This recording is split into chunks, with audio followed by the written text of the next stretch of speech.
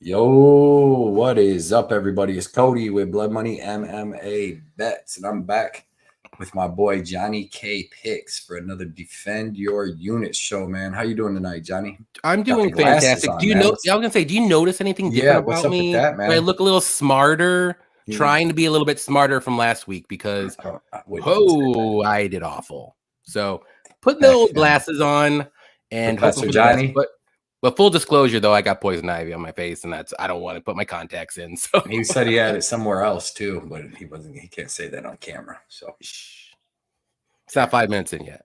yeah, well. So yeah, man. So how'd you have fun at UFC Louisville? Oh yeah, man. We had a great time. We went to I would say Kentucky Derby. Went to Churchill Downs on Friday. Didn't win anything there. Had fun. Yeah. What else? Baby did we blood. do? Got to have some fun. Yeah, and then we went out drinking beforehand the fights, and then we saw the fights, and then we went a little bit drinking after. Well, it's fun, good fights. Couple bad stoppages, couple crazy scorecards again, but hey. We knew that one coming judge had in. a Ray and Amanda 30-27. What was that guy? And then one judge had 30-27 Tumar. Tumar was putting them paws on her though, man. Stopped all them takedowns. That was fun to watch live because it was the first fight, and I was still feeling good from Old Foresters. Oh man, we had fun there. We actually stayed there longer than I thought we were going to. But yeah, it was way fun. longer. We had fun. Yeah, and then man, you left it. Yeah, then you guys left us waiting out in front of the dang thing. And the worst thing about it was that there was no reception at the stadium. That's what I was saying. Like you couldn't even live bet. Or I know I was trying to, but it is what it is. Yo, man. But it was a good time. Like I said, dude, I was so mad about the Cannonier thing because everybody was hyped, dude. That fight was going back and forth. Then Cannonier got hurt. And Herzog just feared for his life. He said, Cannonier, don't die. He's like, I don't want to let Cannonier die today. Stop. Because Imavov has that power. That can kill him.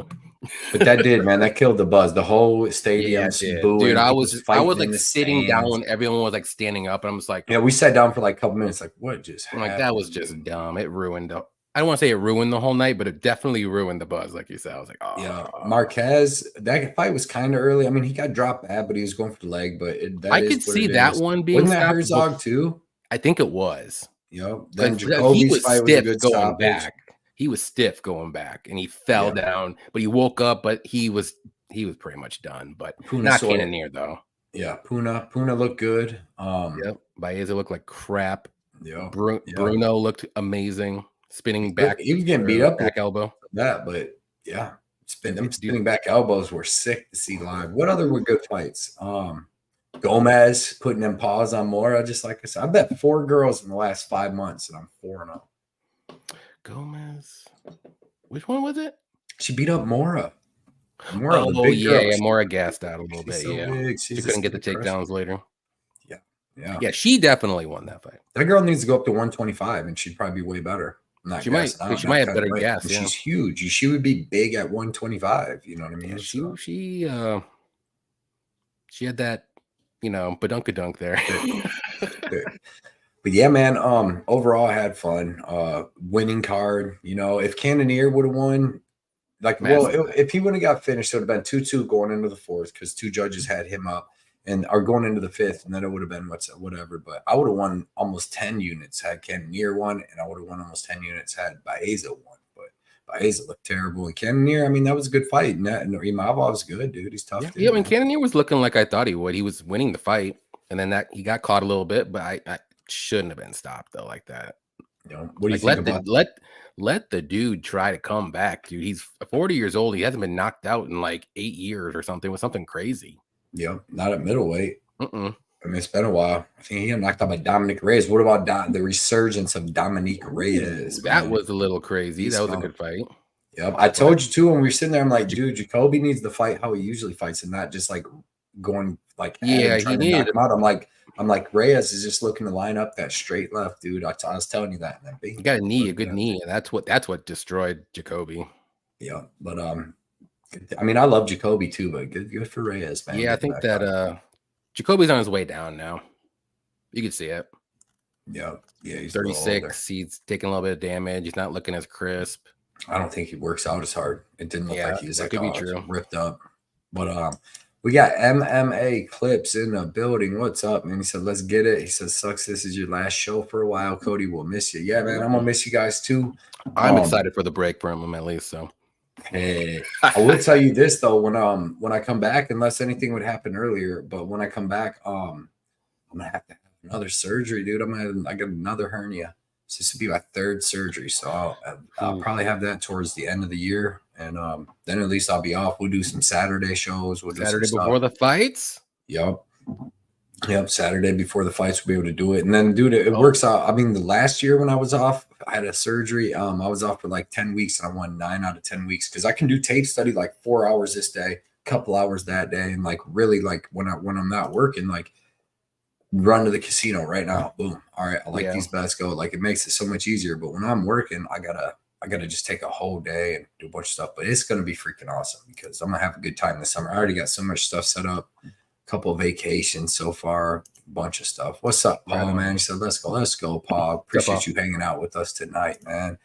Derek, our dude he said, here we go. MMA fam. Let's give it up for the best show on YouTube. Let's go, Derek. That's our dude right there, Derek, man. Has an excellent algorithm. Check him out on Twitter at Derek Izzy and on Instagram. And he puts out his algorithm's good, man. A couple fights this week blew my mind, but it's good. It picks you got to trust the numbers. Your mom's bets. What's up, man? He said another week of slapping around the bookies. Let's go. I know I'm finally back on track. I'm about to go into this little break on a 4-week winning streak. There you go. And should be 5. But yeah, man, we're gonna smack them this week for sure. He said, and hope you have an amazing summer, baby blood. Can't wait for the return of Mr. Pay-Per-View in August for sure. And there's probably gonna be a good pay-per-view in August too. I'm gonna come back and smash it.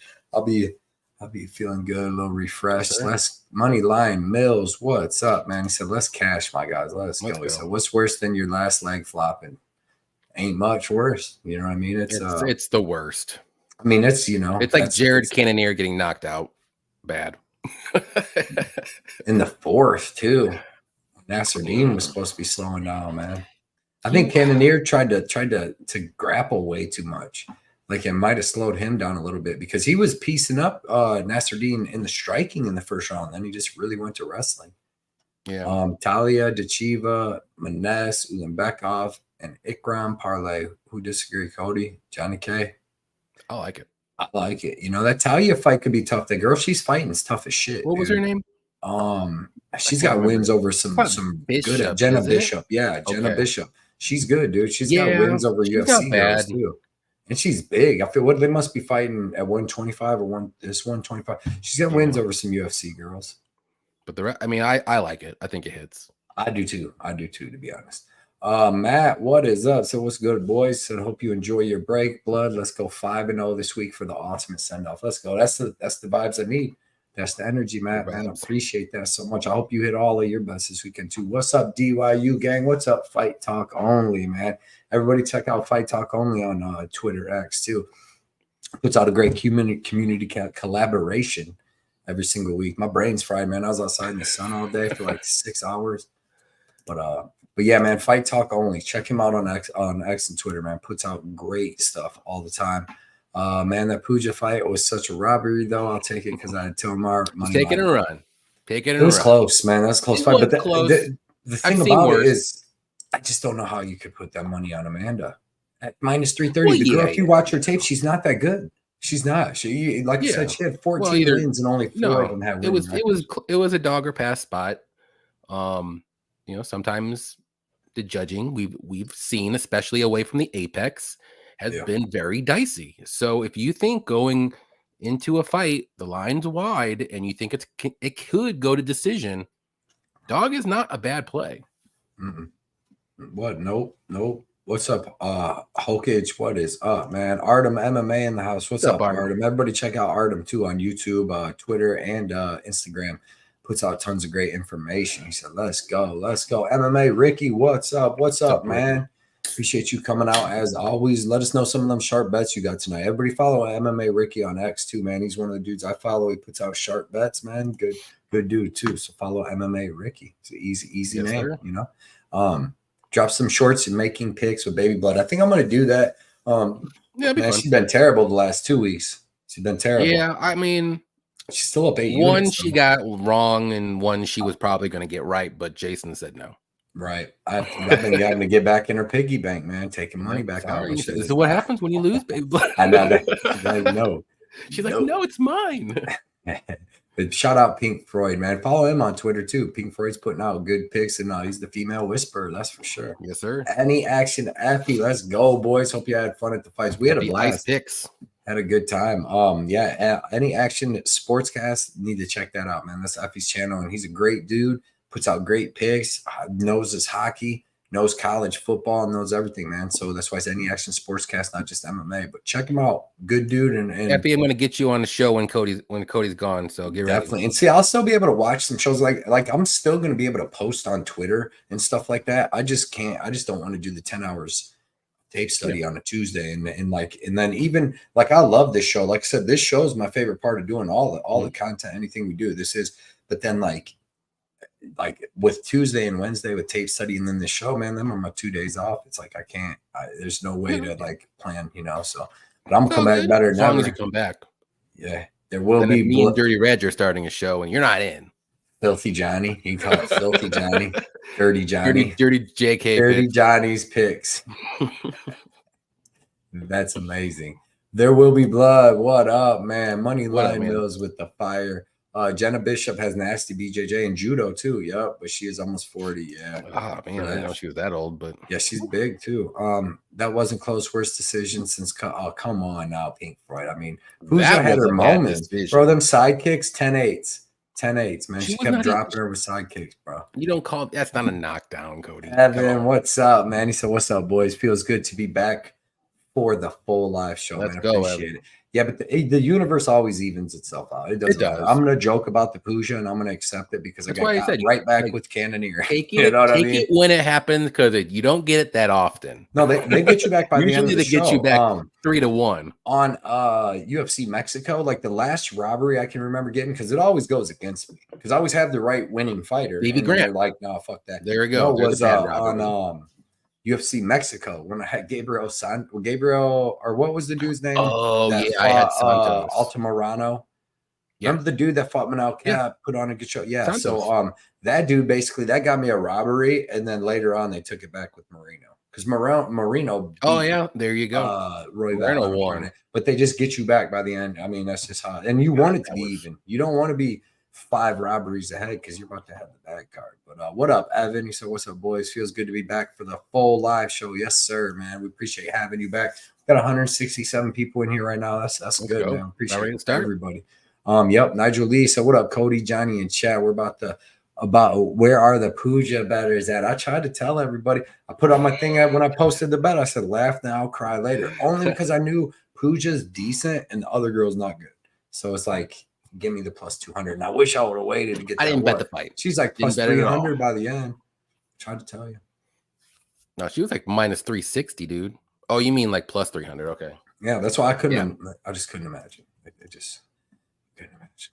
Them sidekicks was weird. I mean, they was taking her off her feet. Money Line Mills, like just one plus 200, man. What was Dos Santos doing though? Well, you see them takedowns. Everybody's like, she's going to take her down and choke her. Takedowns are terrible. Yeah. I can't tell you the last time I had a robbery go my way. I'm due for one. Because when you got the Hakeem versus Cub. Me. Even Cub was like, getting his hand raised. Yep. Tony's picks MMA. He knows about them sidekicks, man. He knows about them sidekicks. Don't sleep on them. What up, Tony's picks, man? Appreciate you coming out. All right, man. So my order is gonna be messed up, but it is what it is. Oh boy. Men's featherweight 145. Jekka Saragi versus Weston, the Weapon Wilson.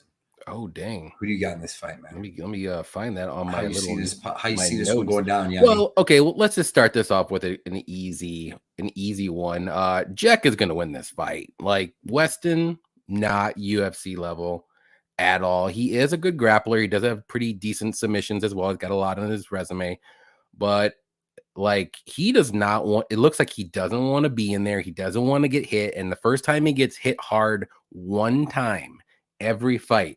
He's like, he wants to get out of the cage. And guess what?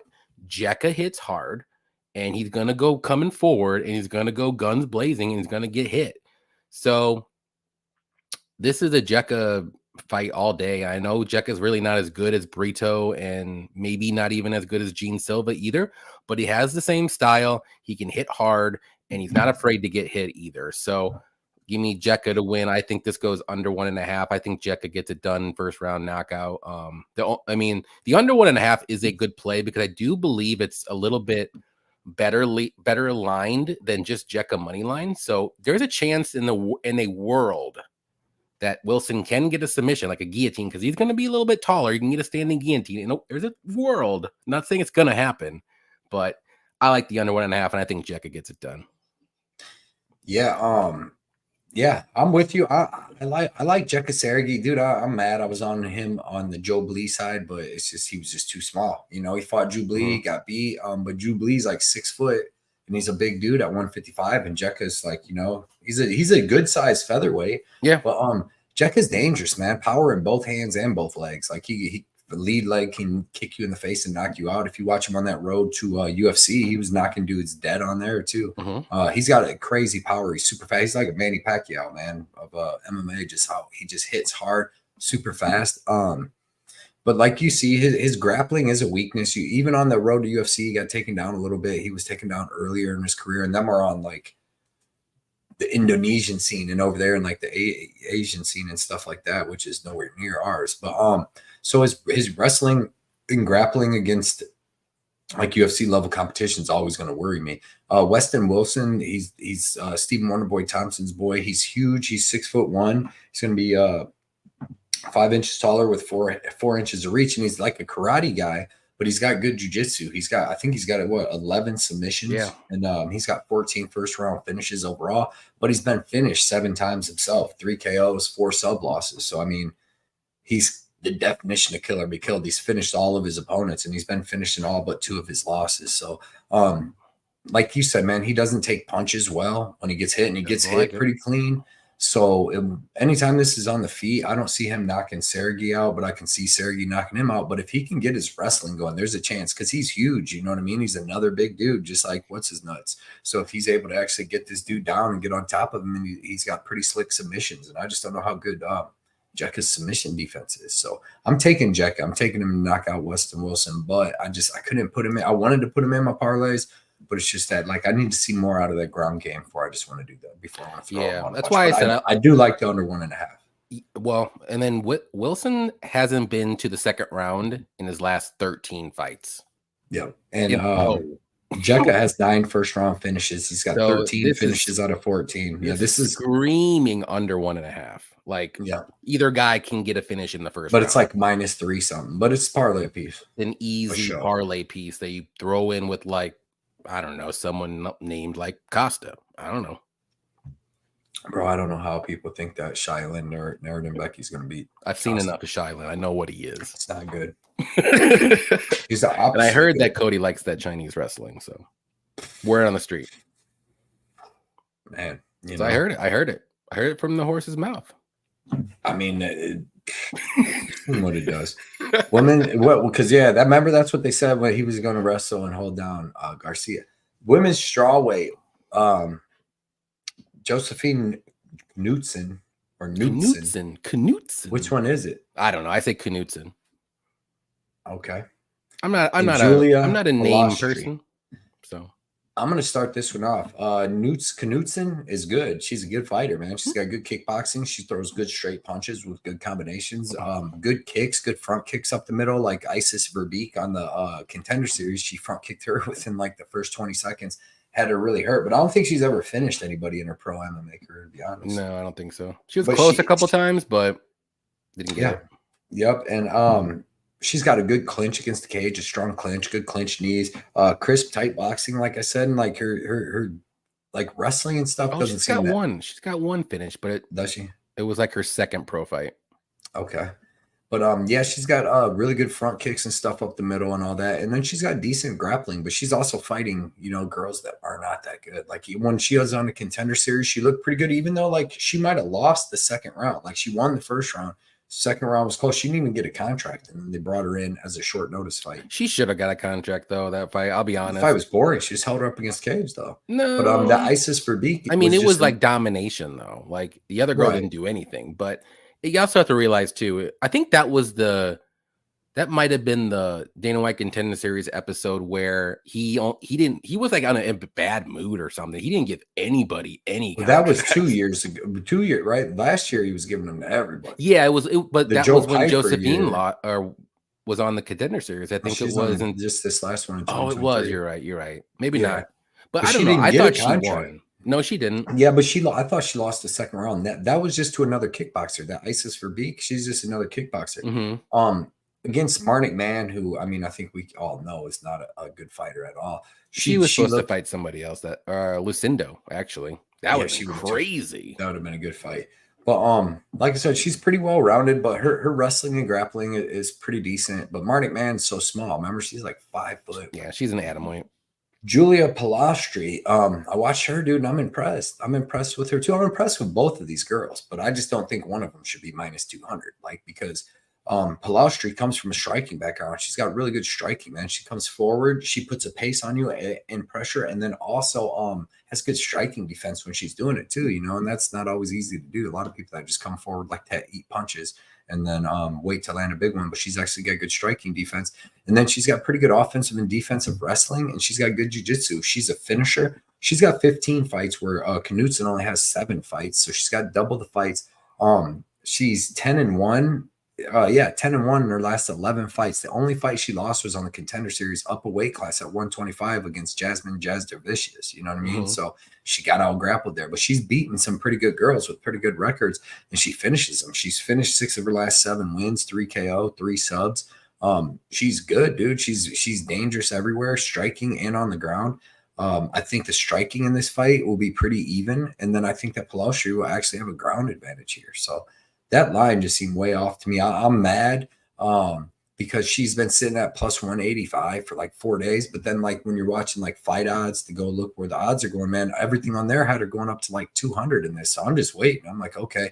And I'm checking it all the time. And then all of a sudden I look at it and it's down to 165. I'm like, hell no.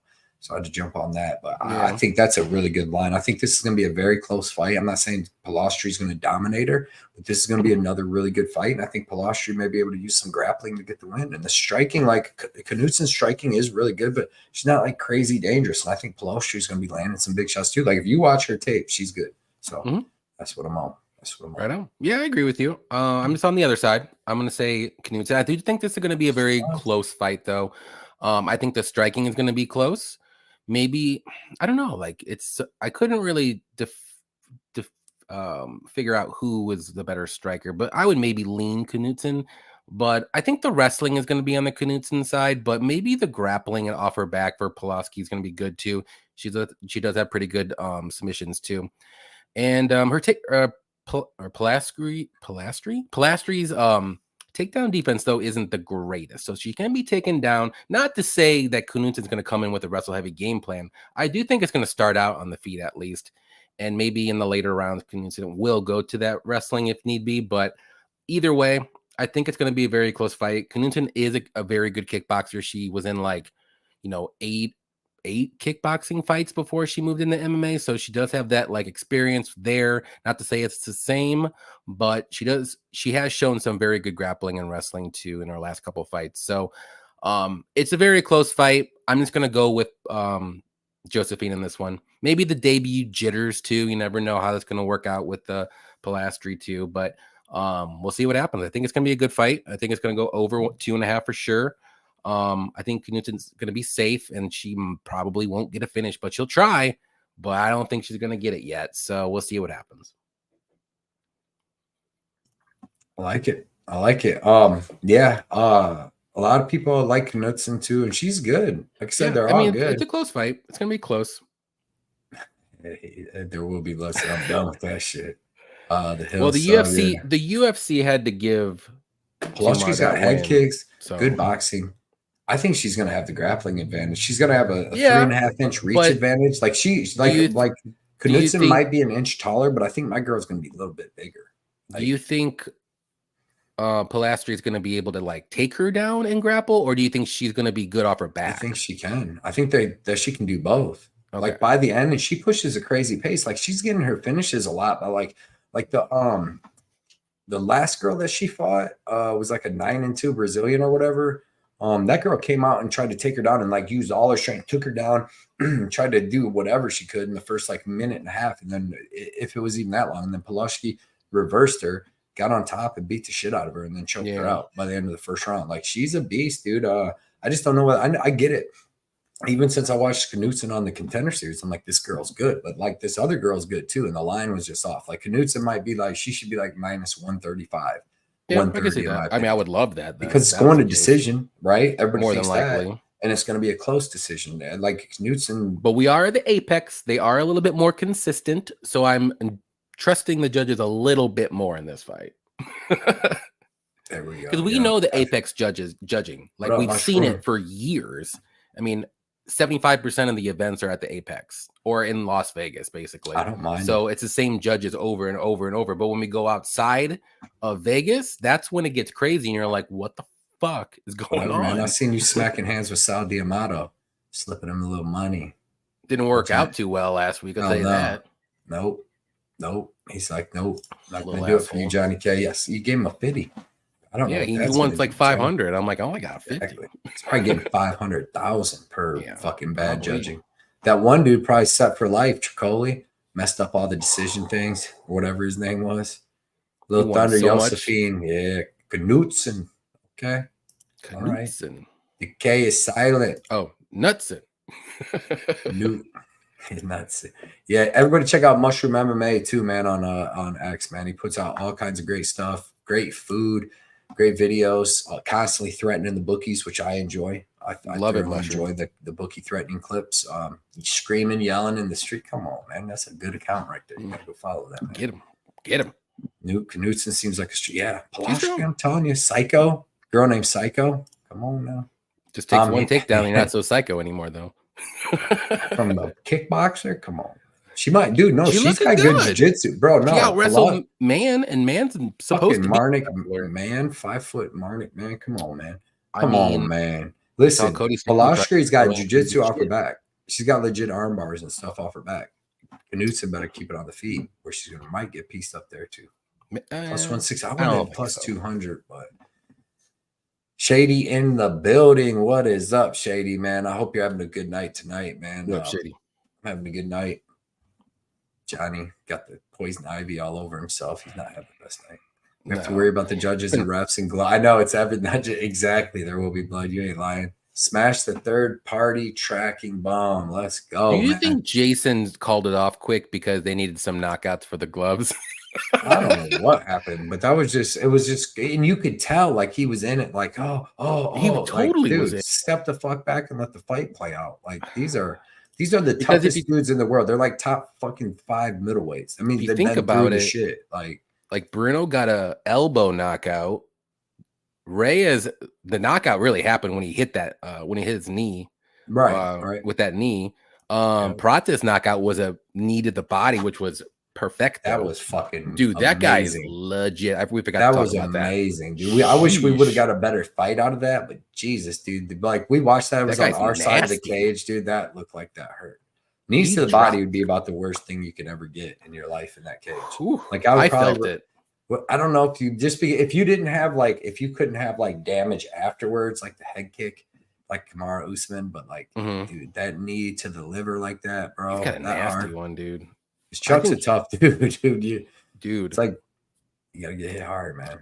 I don't know, man. I think he's up there. After that, that sold me. I'm like, I'm never betting against this guy. Well, speaking of that, we got the women's flyweight, Carly Judas versus Gabriela Fernandez. I'm gonna let you start this one because I know you're pretty hyped up about this. Love it. I've been waiting for this matchup for about 7 years. But Judice, however you want to say it, UFC debut. Very good striking, tons of volume, good combos, always finishes like with a leg kick or even a high kick. 2, 3, 4 combos all the time. But she's very hittable on the feet. She's very young. She's very green. She only has 4 pro fights. I think she does also have like 4 amateur fights too. But in her in her Dana White Contender Series fight, she did lose. She looked very good in the first round and a half, and then she kind of slowed down a little bit, and Ernesto was able to outstrike her. But it was a very close fight and fun fight. Both those girls landed like crazy amounts of strikes, but she can wrestle, and her takedown defense isn't amazing either. She can be taken down, but she's more so a striker. It's going to push forward. Fernandez is also a very good striker. She does have pretty decent power. Her takedown defense isn't the greatest either if she's taken down, but I don't know if this fight's going to go to the mat. And I think if it does, it's probably going to be from Fernandez trying to go for takedowns. I think that's probably going to be a good idea for her, but she is durable and her cardio is pretty good. Very close fight, but I'm just going to go with the girl that just has a little bit more experience at the moment, and that's Fernandez. Not to say that Judi's has no chance, because she does. The later the fight goes, especially, but if Fernandez does get some takedowns and stays on top, that can change the tides here. And Fernandez is a good striker too, so she got to be careful. You just can't come running in without striking defense. I mean, Ernesto touched her up for over 200 strikes in that freaking fight, and that's not a good look. Like, she threw 200, but she also took 200. So just going to go with Fernandez. I think she's just a little bit more experienced right now, a little bit maybe cleaner striker, but the volume and the pressure from Judi's could win this fight. So we'll see what happens. Yeah. Decision. I think this fight goes decision. Yeah. So I like Pastri a lot better as the underdog. Like coming in, like I get that a lot of people's on Judas too, because watching the fights, like she's not bad. She's got pretty good boxing combos. She's got pretty long boxing combos, and she'll throw a lot, and she's got a decent kick. But like she's got 4 fights, you know what I mean? And she doesn't really come from an MMA background. She's coming from like a softball background, but she's a fighter. Started, yeah. But she's a fighter. She does have good striking. But the thing is, she has no head movement. She has no striking defense. She just comes forward. She's not setting nothing up. She's just got fast hands. And she can be taken down too, like in her on her other regional scene stuff. But you didn't see it because Karaskaiva, whatever her name is, was trying to take her down. But Gabriel Fernandez. So I thought, I'm looking, when I did tape study, she's like minus 260. And I'm like, man, she must be really good, for like to be minus. So you go, and besides the fact that she gets grappled down in her 2 UFC fights, she didn't really have a chance. She got Teresa Bleda and Jasmine Jasdervicius, where they just grappled her down. But even when I'm watching her fight on the regional scene, like she looks like she would be this big, flashy, powerful striker. And she's really not. She's like low output, doesn't throw like too much crazy stuff. She does have the thing that I like, and why I'm picking her in this fight is because she has way more experience. But like, even though she only has 11 fights, it's still 3 times the experience. But I like her head movement, dude. She's got way better striking defense. She's not going to be just standing there like Karaskova with their head down and just they're both rocking socket. She's going to be moving a lot more. And I think she's got really good body kicks and stuff. So I'm not betting this fight at all. I don't mind people taking Judi, especially that we're getting her at a super huge what do you think about Fernandez minus 155 right now? Everybody's on Carly right now. I think Fernandez wins this fight. I mean, that's not a bad bet at minus 155, just because, like I said, her movement is striking. Like this ain't gonna be a 200 fight, like shot output fight. Like if Judas is throwing like that against Fernandez, she's going to be countering her with big ass shots all night. Like I just think she's a way more refined striker. And not only that, but I think she has the grappling advantage too. You know what I mean? She's just been training for grapplers for the last 1.5 years, 2 years, fighting grapplers. In the there UFC. Must have been some crazy big bets, because Fernandez is 70% of the bets right now, and she went down. But it's going way down. That doesn't even make any sense. No, I don't trust any of that shit. Well, I'm just throwing it out there for everybody else if they do. You can throw it out there, Johnny. I'm just telling you, I don't trust what you're throwing. I don't know. But yeah, man, I don't know, dude. I'm going to take Fernandez just because, like I said, striking defense, and she's going to be able to counter. But I don't think this is going to look like the other fight with 200 strikes. So, but I'm not confident, and I can't blame people that got the other girl for plus like 220, plus 180, 170. But as it gets closer, I think that Fernandez might be the better fighter, because I don't even know if that other girl is all that great. It's another one where it's like that girl looked good in a loss, so we're gonna think that this other girl's really good too. But maybe both them girls just stink.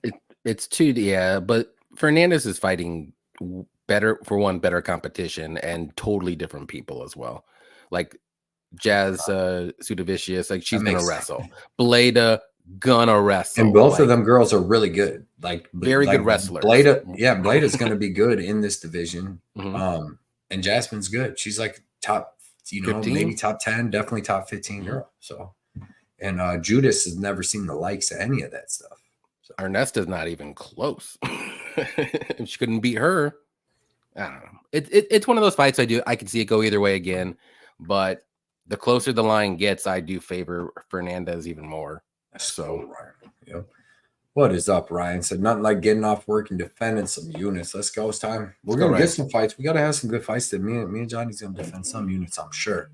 Rem Dog in the building says, "What's up, fellas? What's up, Rem Dog?" Paul said, "I kind of hope Crispy Carly gets a W." She could.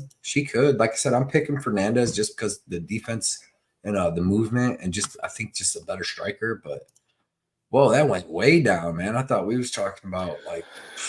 Looking pretty good with my glasses on. I'm telling you guys. Say, what's going on, Johnny? The glasses. Been working out behind the I've scenes. been actually training at Fighting Nerds, so better watch out. Everybody with CLV. Dude, I'm sick of the CLV. I'm not a value boy. No, I'll take the line what I want. Listen, every single fight that I have that the crowd, the everybody goes against me, I freaking love it. I win. I'm telling you, like So who? So Eileen Perez, Puja last week, and there's a whole bunch more. You know it. But then, dude, there's like other ones like Almeida. When the line goes the other way, Almeida, Julia Marquez, all these. Roman Kopylov was one for me. I loved that everybody was on Almeida. Oh, aren't you so fucking smart, Johnny? Hey, it happens. I want to throw that out there a little bit. I just told you about my Almeida that I lost. And call me dumb, man. Oh, I thought you were talking about a different Almeida. There's like 4 of them. Yeah, man, that's real cool, Johnny. Real cool. Anyways, Pink Floyd, man.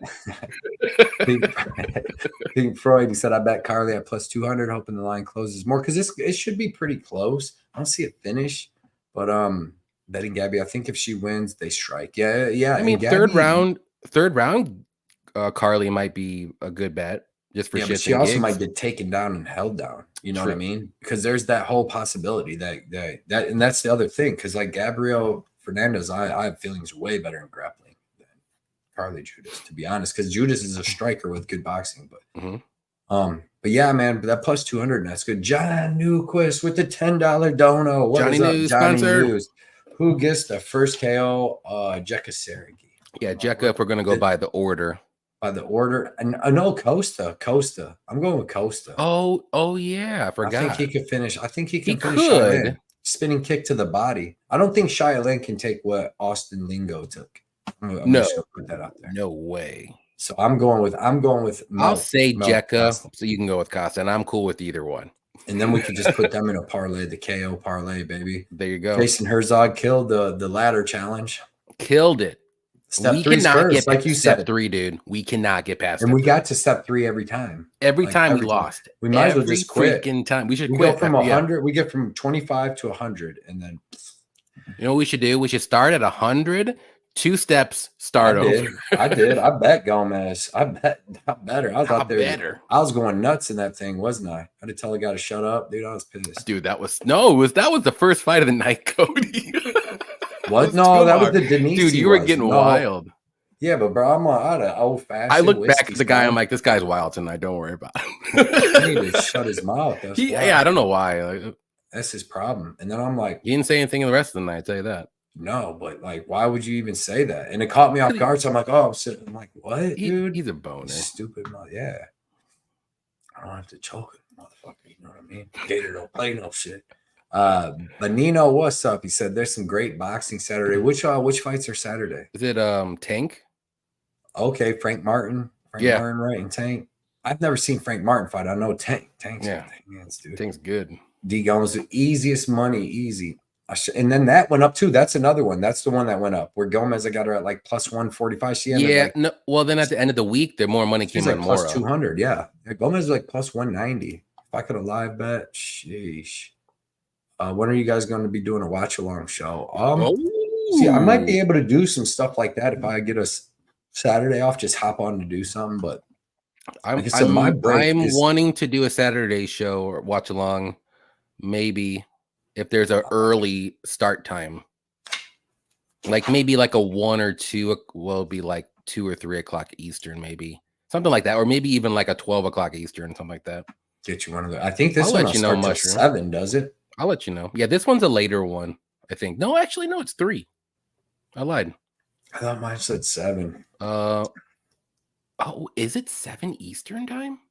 I mean, it starts? No, that's the main card, right? That's how it be sometimes. No way. No shit, it is 6 o'clock. Oh, that's awful. For this card?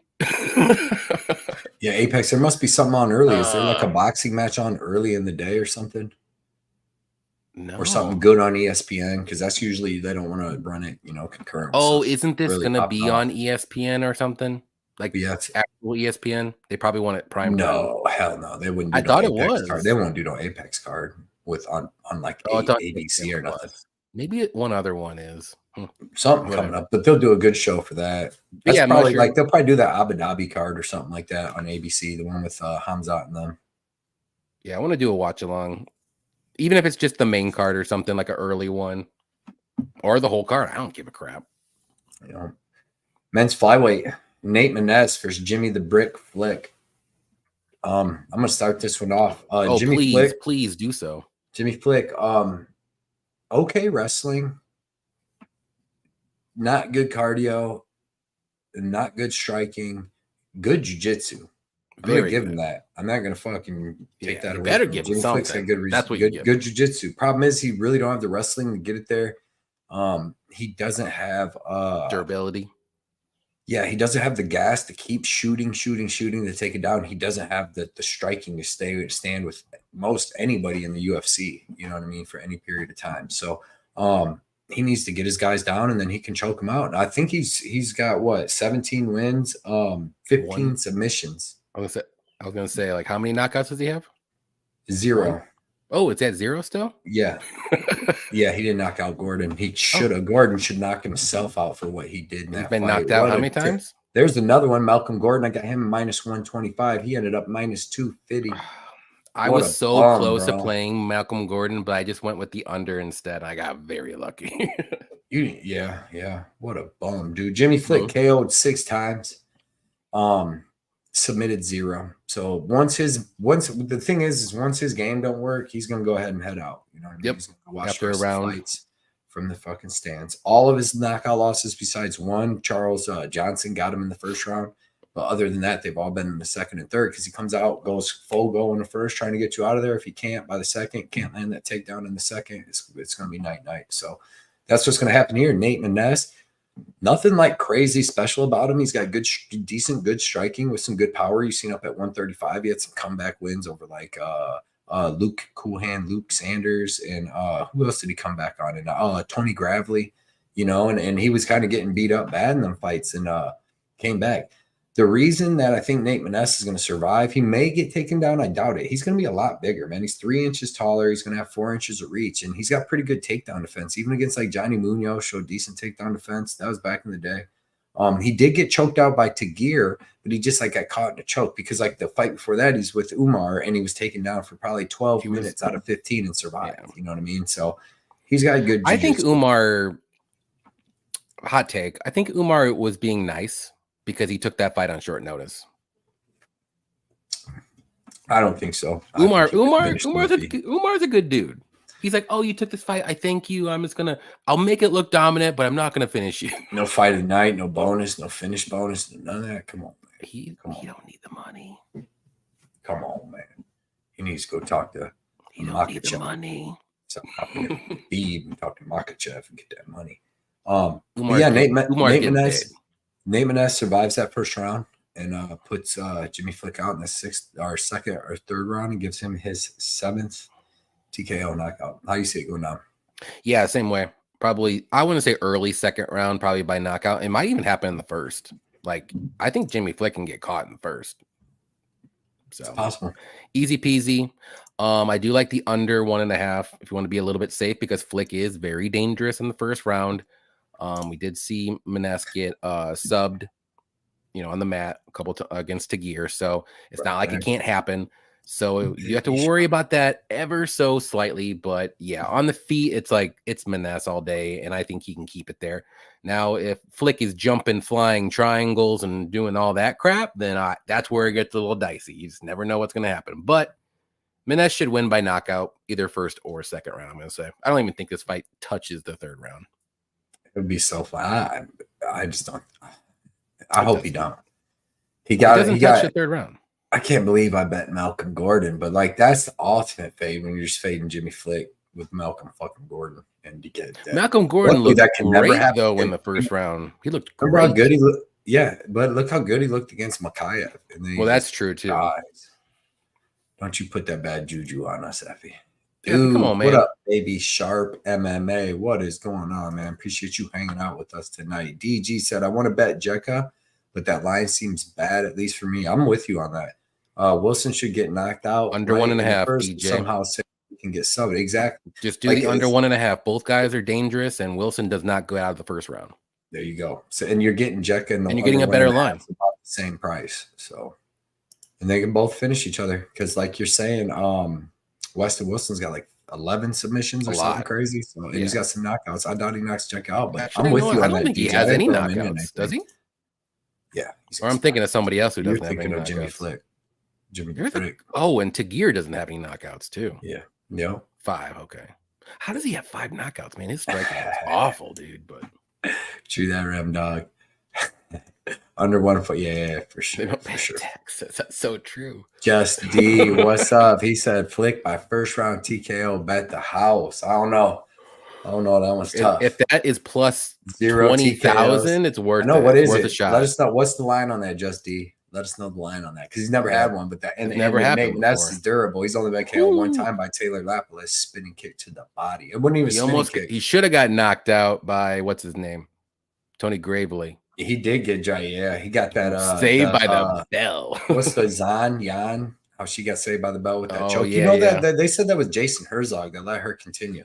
But Jay Cannonier, he goes, Cannonier, I gotta save your life, buddy. Jason's like my dude, okay? Like the only good ref, like that's very consistent. Dude, and that happened. I was like, bummed. Listen, I put a post on Twitter while we were right there when it happened. I said, Jason Herzog just ruined UFC Louisville. And that's coming from a fan at the show. And by the time I got home, like 2 hours later, it had like 24,000 views, like 30 retweets, like 180 likes. But I'm like, dude, I got to take this down. I'm like, because he is like my favorite referee. And I think he's like the best. He just made a bad call. I didn't want to just drag his name and just do that. And by the time I would have woke up, it would have been at 100,000 views. So I'm like, I'm just gonna I just erased it. I know, but I just erased because I do. He is a good. Hey, he needs to know when he makes bad calls, right? But I don't know. I still love him, but God, yeah. He's lucky it wasn't. I wish it'd be like any of them, man. That's why we need to start just dragging these judges and stuff, and they ruin stuff instead of just being like, judges. The first fight of the night, I posted it. I'm like, well, it already got started. The judges are freaking crazy already. You saw me type it. Tumar. Yeah, man, you was tripping on there because Tumar was putting them sidekicks on that girl, man. You were like screaming at me, you're like, you're already gonna do this already. I'm like, yeah, it was freaking awful. Johnny K. I'm like, good on your bet, but that was a horrible decision. He said, I wanted Mike Grundy to do it for his dad. I was so mad when I bet Mike Grundy and he lost to Makwan in front of his, and it was in like the first like 20 seconds. Yeah, and Grundy would have beat the shit out of him if that wouldn't have happened. Like Grundy would have beat the crap out of him. I remember that. I had Grundy. Who's Grundy? He's been coaching somebody that's good in the UFC. He's been coming out with him. Who's a good English fighter? Not many. It's not I'm gonna say like Murphy. Maybe Lerone Murphy. That might be who I just seen him. Or is it Dawadu? No, he's Canadian. That's right. Is Grundy Canadian? No, he's English, right? He's freaking from England. That's who am I? I'm getting Madsen and Grundy mixed up a little bit. Well, he's like Swedish though. No, he's from or Poland or no, he's not. I thought he was Canadian. Marco Madsen? No, he's from fucking like Sweden or I'm gonna look that up. Poland? I think you're wrong on that one. Bro, I know if you put me on an MMA trivia show, I'll give you. He's from Sweden, I believe. Not Danish, Dutch. What's Danish? Same color. Same color as the flag. Is Danish a country? What's the Danish? It's freaking. Is it Denmark? Denmark. He's from Denmark. I don't think Marco Madsen's from Denmark, dog. Dude, he's from Denmark. I just looked it up. All right, I'll give you that. It's the same color as the flag, man. Same colors, man. You thought he was from Canada, and he's not. I'm colorblind. I see this. And by the way, man, I love Canadians, dude. They're like the best fight fans ever. Most of the people I talk to that are like the most supportive people in the community are from Canada. I'm telling you, most of like them are. literally. I'll tell you who the dudes. little buttholes are. Who's that? One's from England.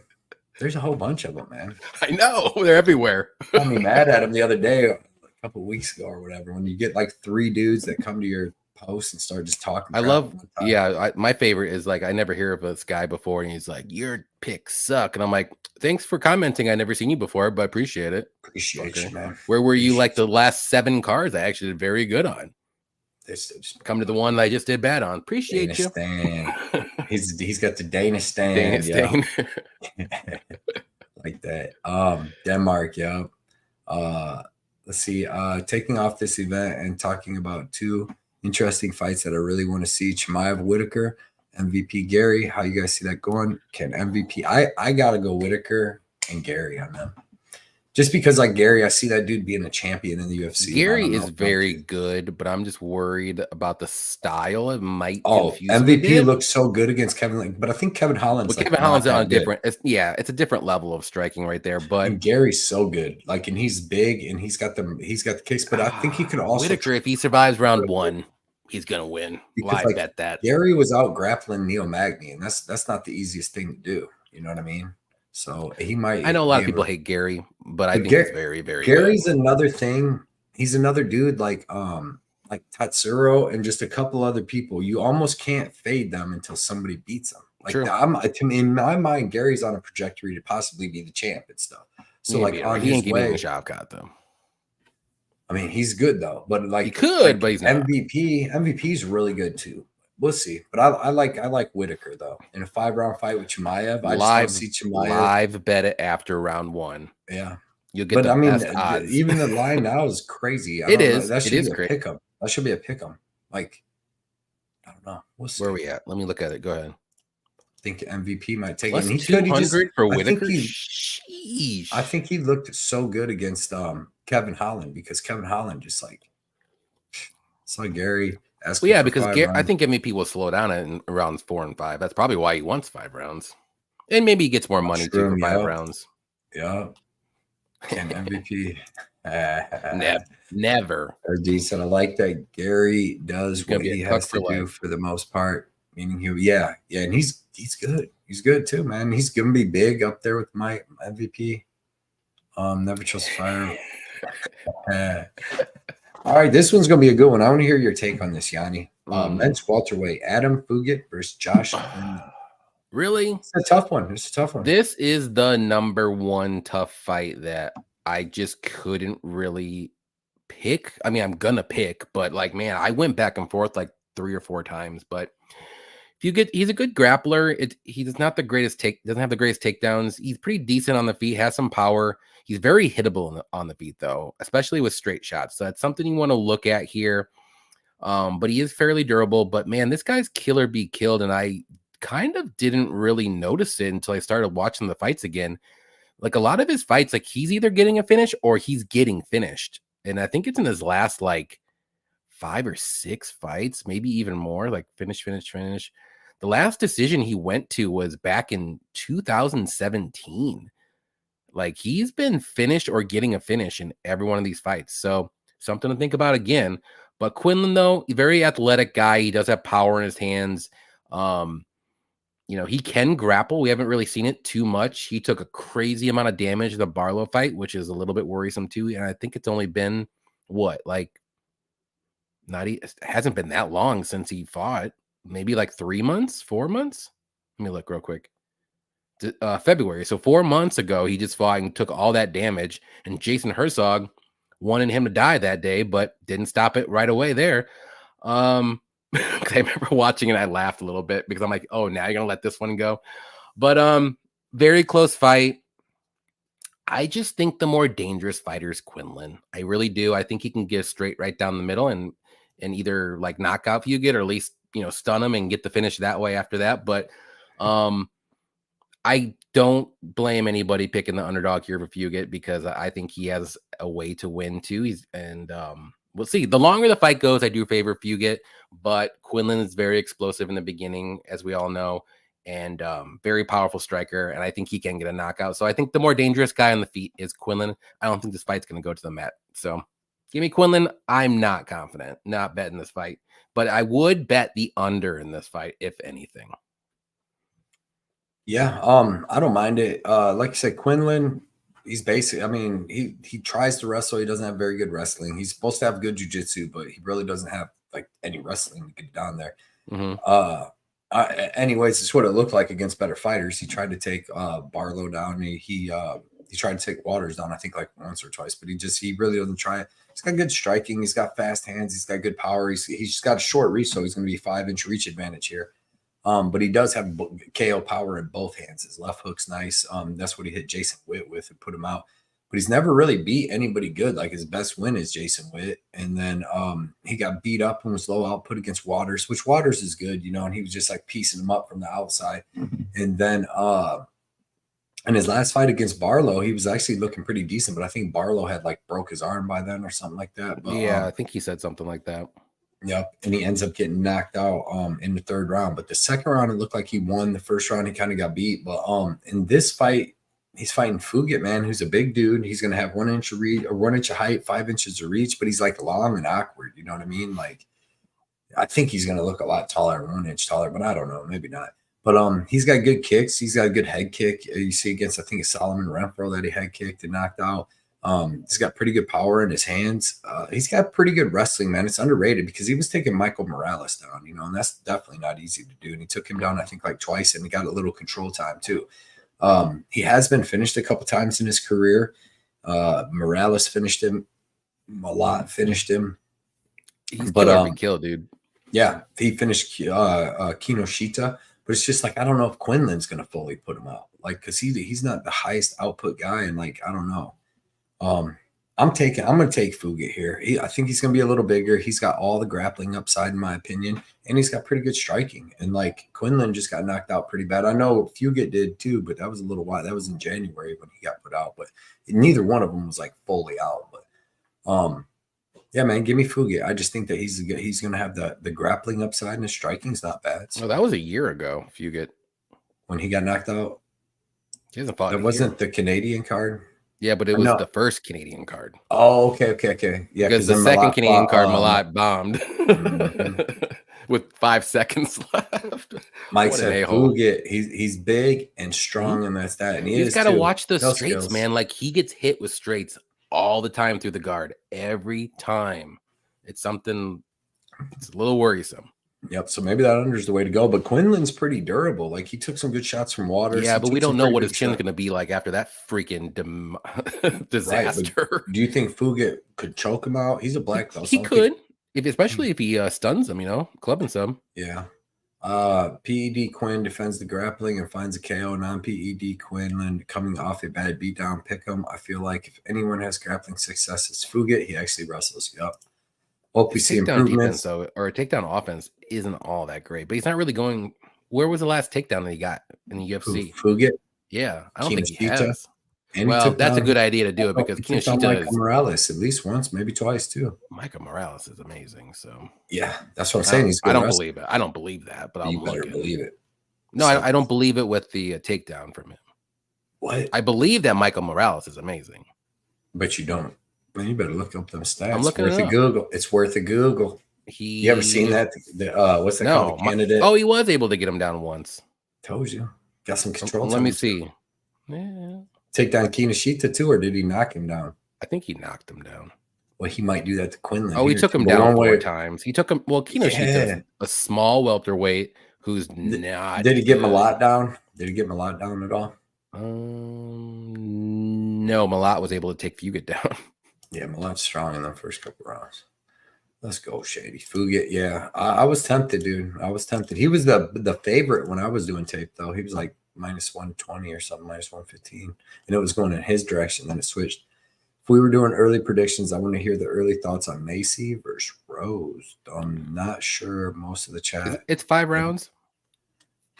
You have to tell me. I think it's the main event. Fugitt is more skilled than Quinlan. What are you talking about? Okay, I like it. My slightly favorite Quinlan here. I think he had some tough matchups. This one should be more favorable. Definitely had 2 tough matchups last time for sure. Last 2 fights. Love Apex. People hate it, but it's small and real. I like it. I don't mind it too much. They should just put more people in there and not charge an arm and a leg. It would be awesome. That's excellent information right there. He said Fugitt's down in Arizona, fight ready now. So that could change. It could change a lot of things. Fugitt actually has some reach as Waters, but I don't know if he's a better. No, he's not a better striker than Waters. Waters, maybe Billy Goff won that fight. I don't want to get started. I don't want to be that guy that just.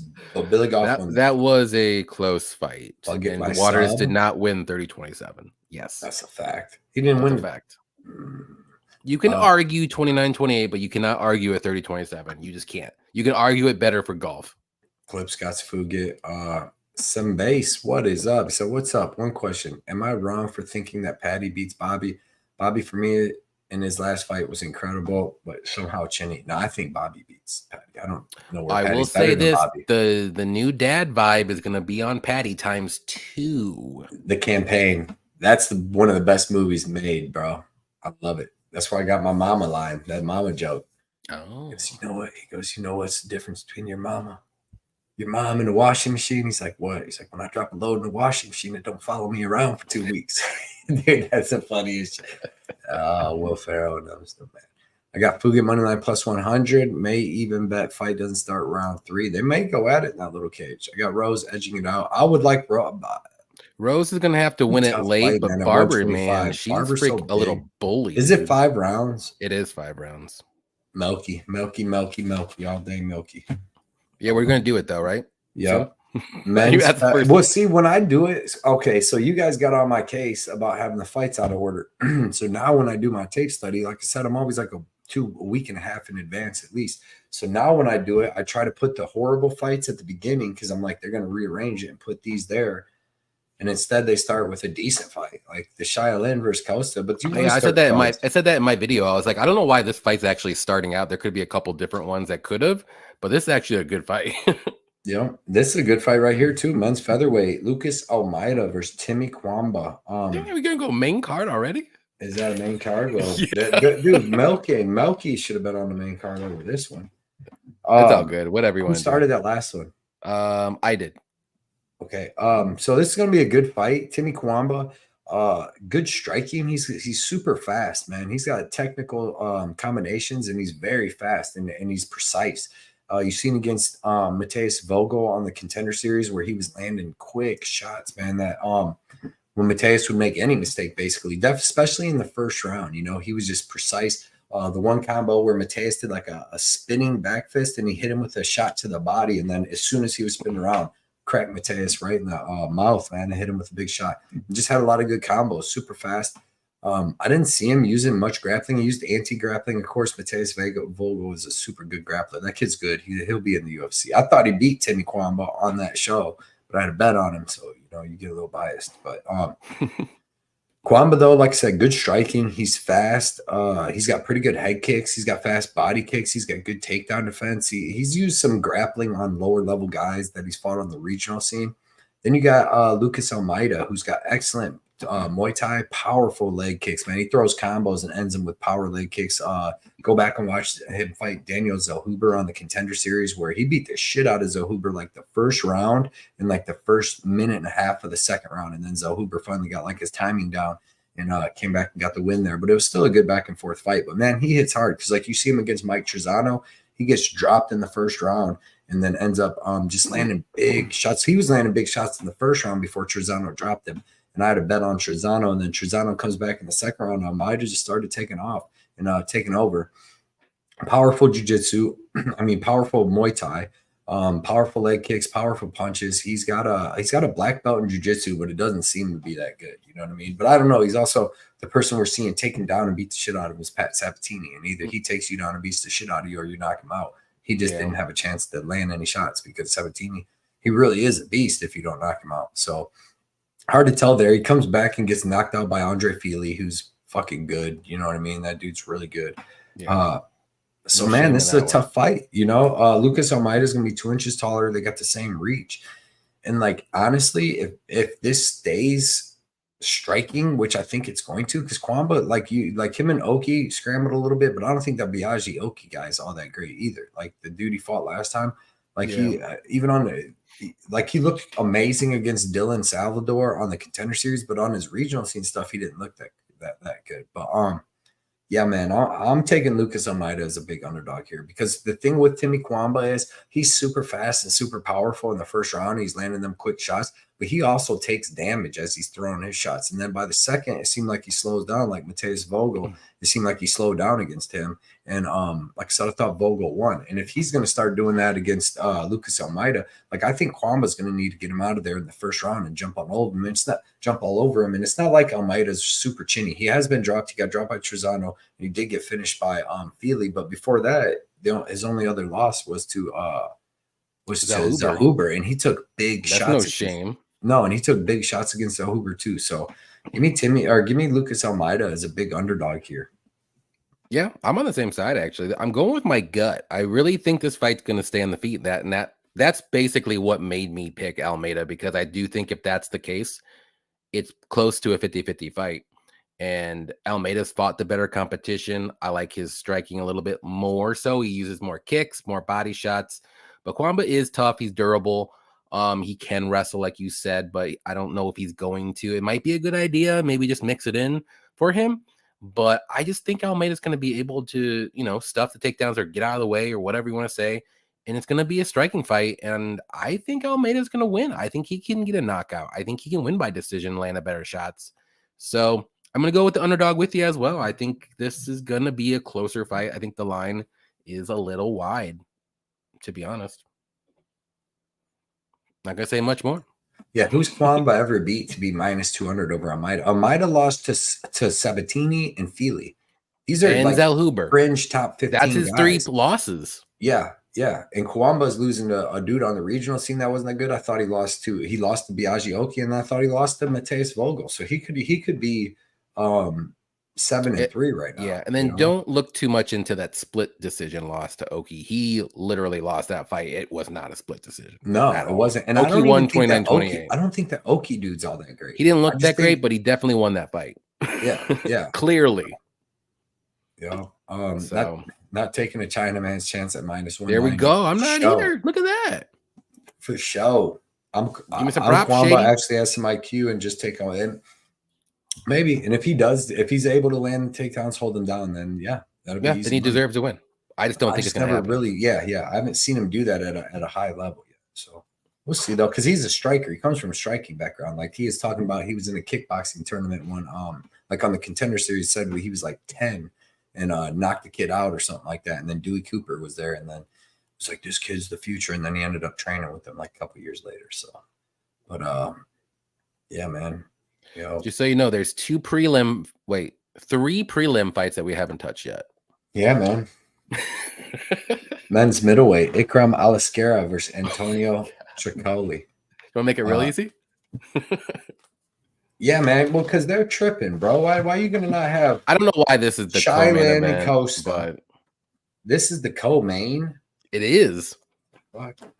I thought it was Brady Heastan and them. No, that's on the prelims, dude. What? Yeah.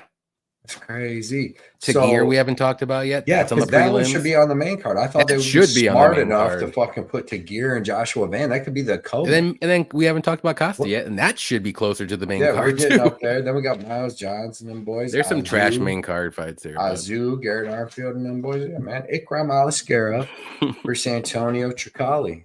You want to start this one, Yanni? Yeah, I'll make it quick. I'm going to go with Ikram here. Short notice for Trocoli. He's making his UFC debut. Hasn't fought in like 3 years, but he has a good striking. He's not, good submissions. He's a little bit well-rounded, if you want to say, but going to have the reach advantage a little bit bigger. But Aliskerov's a beast. Like we've seen in his last fight, he can strike. He can knock you out with one punch. He's got good wrestling, good top control. And I think he's just better everywhere. So I'm going to make it real quick. I know he's a -1200 favorite. So why talk about this fight? Give me Aliskerov to win, probably under a round and a half. I would say by knockout. I don't think he's going to be able to sub Trocoli, but give me the knockout, though. I think this fight ends.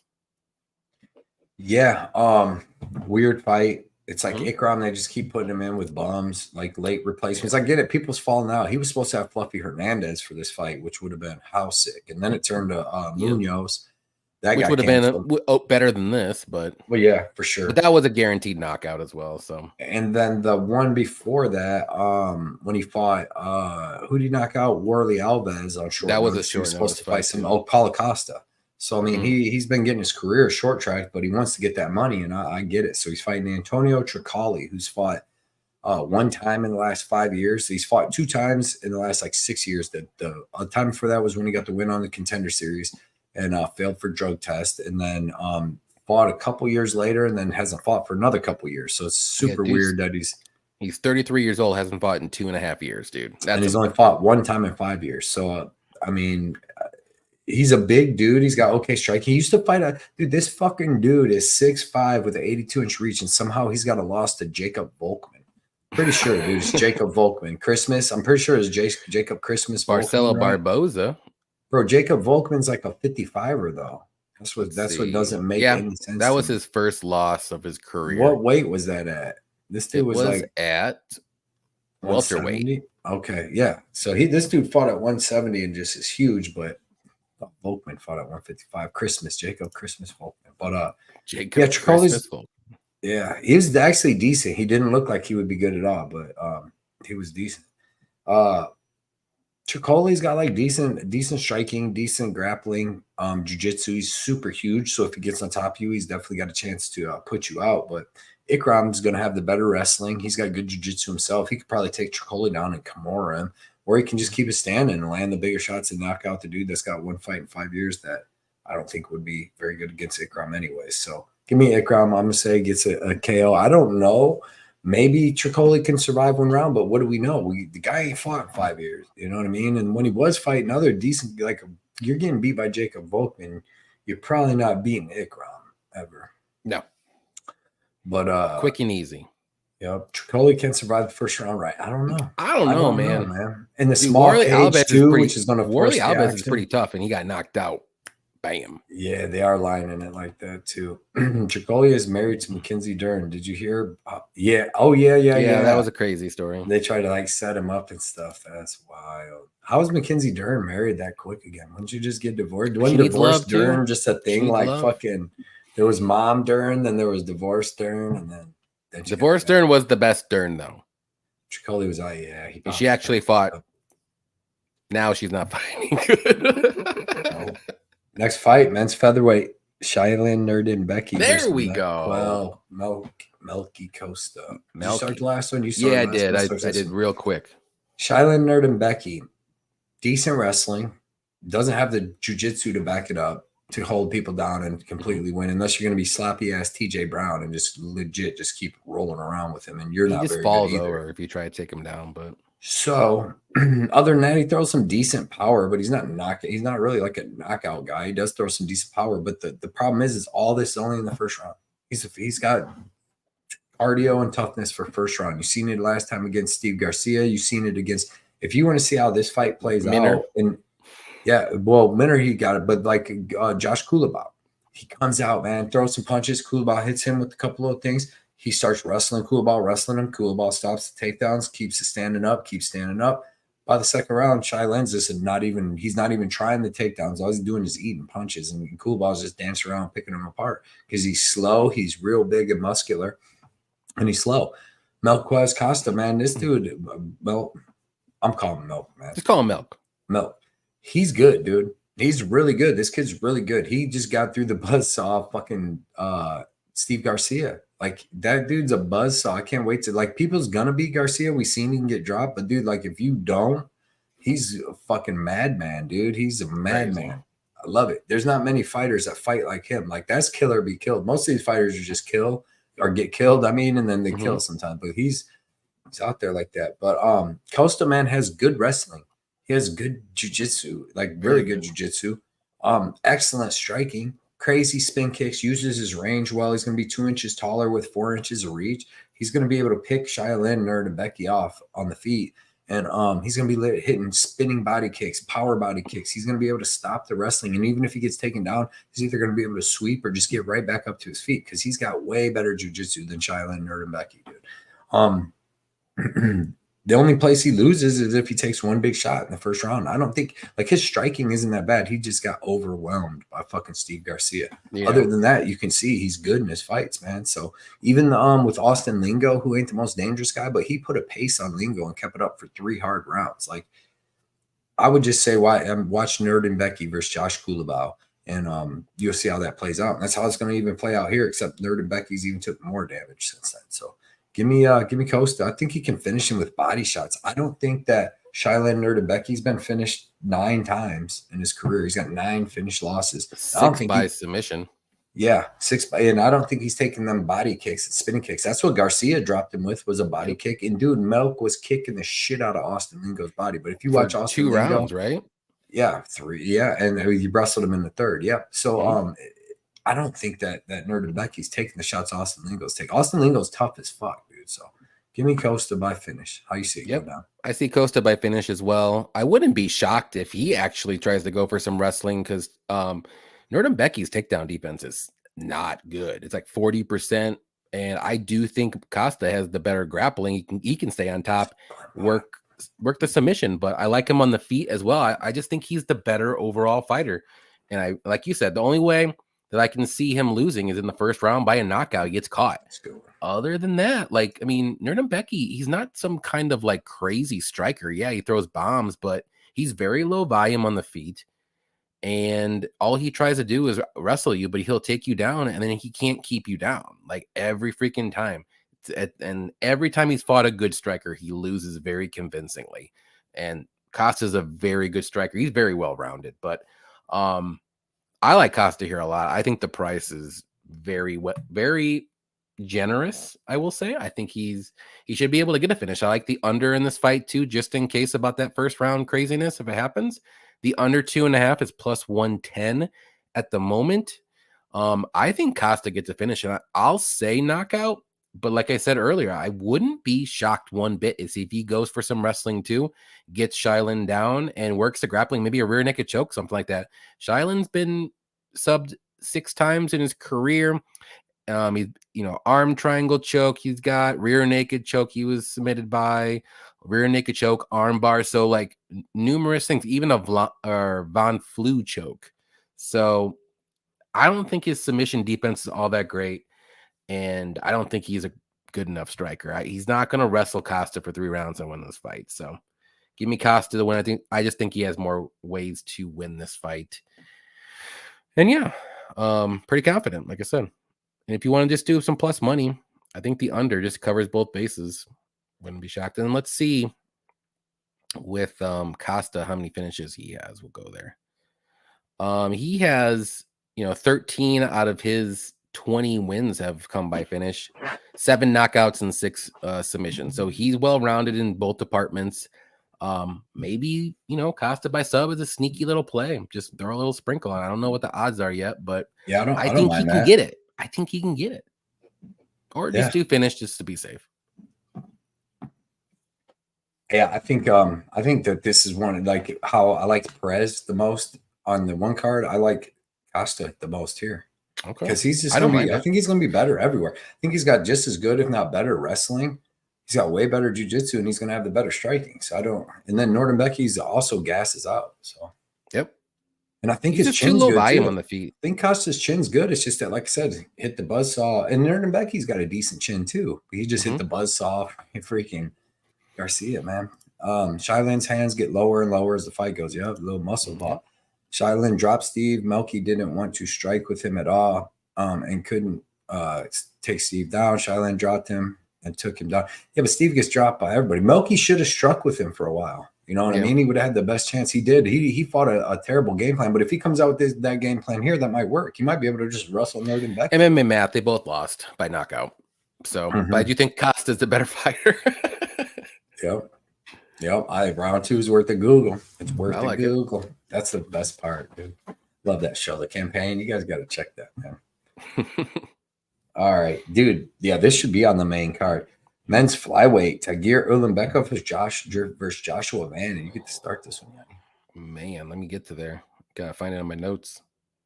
There we are. Yeah, this should never be that low on the card. No, I mean, it's the featured prelim, so I mean, it's not terrible, but I think it should be on the main card. But very fun fight.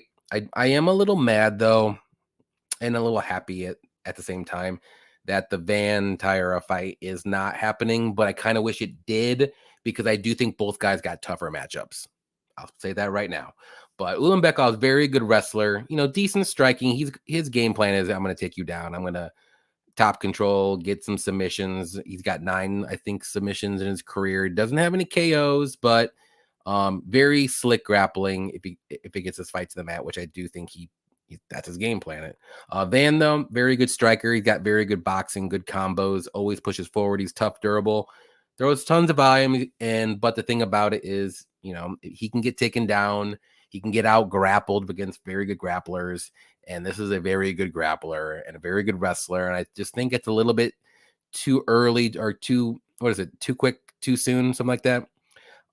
He's 22 years old. Like, this is going to be the best wrestler by far and grappler he's ever fought in his career. And Ul-Beckov's fought strikers his whole life. And I'm just going to go with Ul-Beckov. I'm pretty confident, actually, he wins this fight. That's why I said, like, the Taira Van fight, I thought it was going to be a very good fight, and I was very torn on that. But this fight, like, I think Ul-Beckov's got this one. So I'm going to actually say he gets a submission in the second or third round.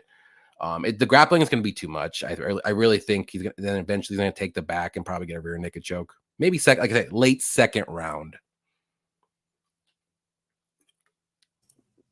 Yeah, man. It's a weird fight that they made, but it's a good fight. But dude, like, Joshua Van's small as shit. Like, he is very small. He's got really good boxing, but he's 5'5" with the 65-inch reach. Like, Tagir is going to be 2 inches taller with 5 inches of reach. And I guarantee you, I can tell you, when it comes to wrestling like that, like, you want to be the bigger human being most of the time. Like, I don't care. Like, most people's like, you want to be lower to the ground and this and that, but like, you want to have long arms, especially to get the takedown. And when you're defending it, like, it's not helps with grabbing around the cage too, like around him and then get it. Like, it helps with that.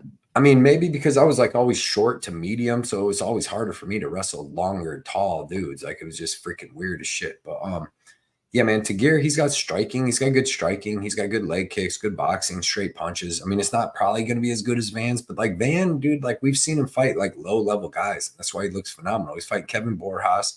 He's fighting Felipe Boonies. Like, that dude's not that good. And then Master Z, which I think he kind of caught him. Fight.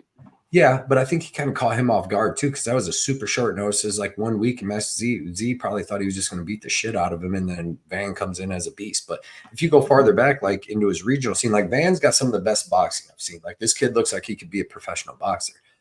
Good jab, good power on his jab. He throws excellent hooks to the body. Like, he's super tough, super durable with good cardio.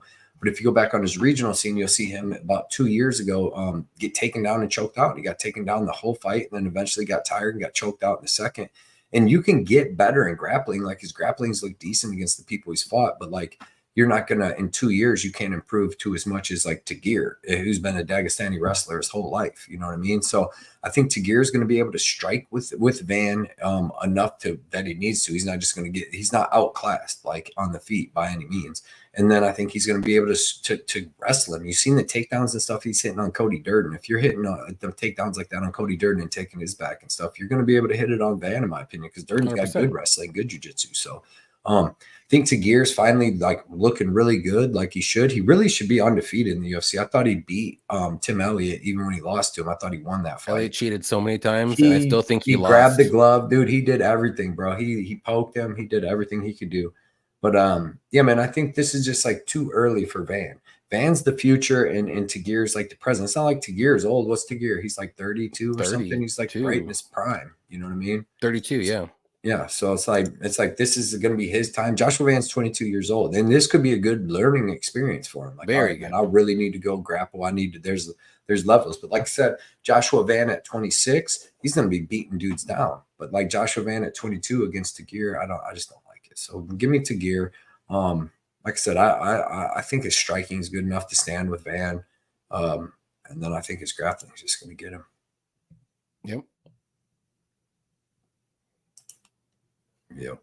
Ul-Beckov, Shady's got Ul-Beckov minus 170. I got him minus 185 parlayed with Costa. I got Costa and him parlayed together at like plus 140, and I love both of them. I mean, it's going to be a tough fight. Like if Tagir can't get the wrestling going, which I expect him to, but if he can, it's going to be a good fight. If you like Van, bet him after round one. He likes it. He does. He drops round one too a lot. Yep. Van is from Houston, like me. Problem is he's just too small to be a contender. Yeah, he can thicken up and just be bigger and stuff and be good at it because Pantoja, how tall is Pantoja? He's not very, I would say he's like 5'6" or something. He's not very tall. But he's gonna have to get the grappling. But he is he's a beast, well-rounded. He and Tiger, he's a killer. That's a good point because it says Tiger is 5'7", and that fucker is probably 5'9". Oh, he's one of the bigger flyweights. Because Cody Durden's supposed to be 5'7", and Tiger was so much bigger, and that's why I think he was just he's a bigger dude, man. That's why he was just able to completely dominate Cody Durden. Yeah, man, you ain't lying, Herb.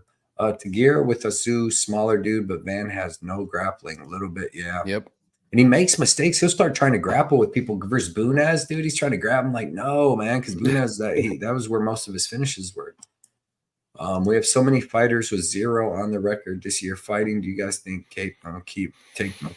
I don't know. That's another really tough one. I got to do – well, fuck, probably won't do tape on that. Is Chimaev going to chain wrestle? Because, I mean, if he can do what he did to Perez – maybe, because Perez has better wrestling takedown defense. I thought Perez won, but I'm just saying Perez is going to have better takedown.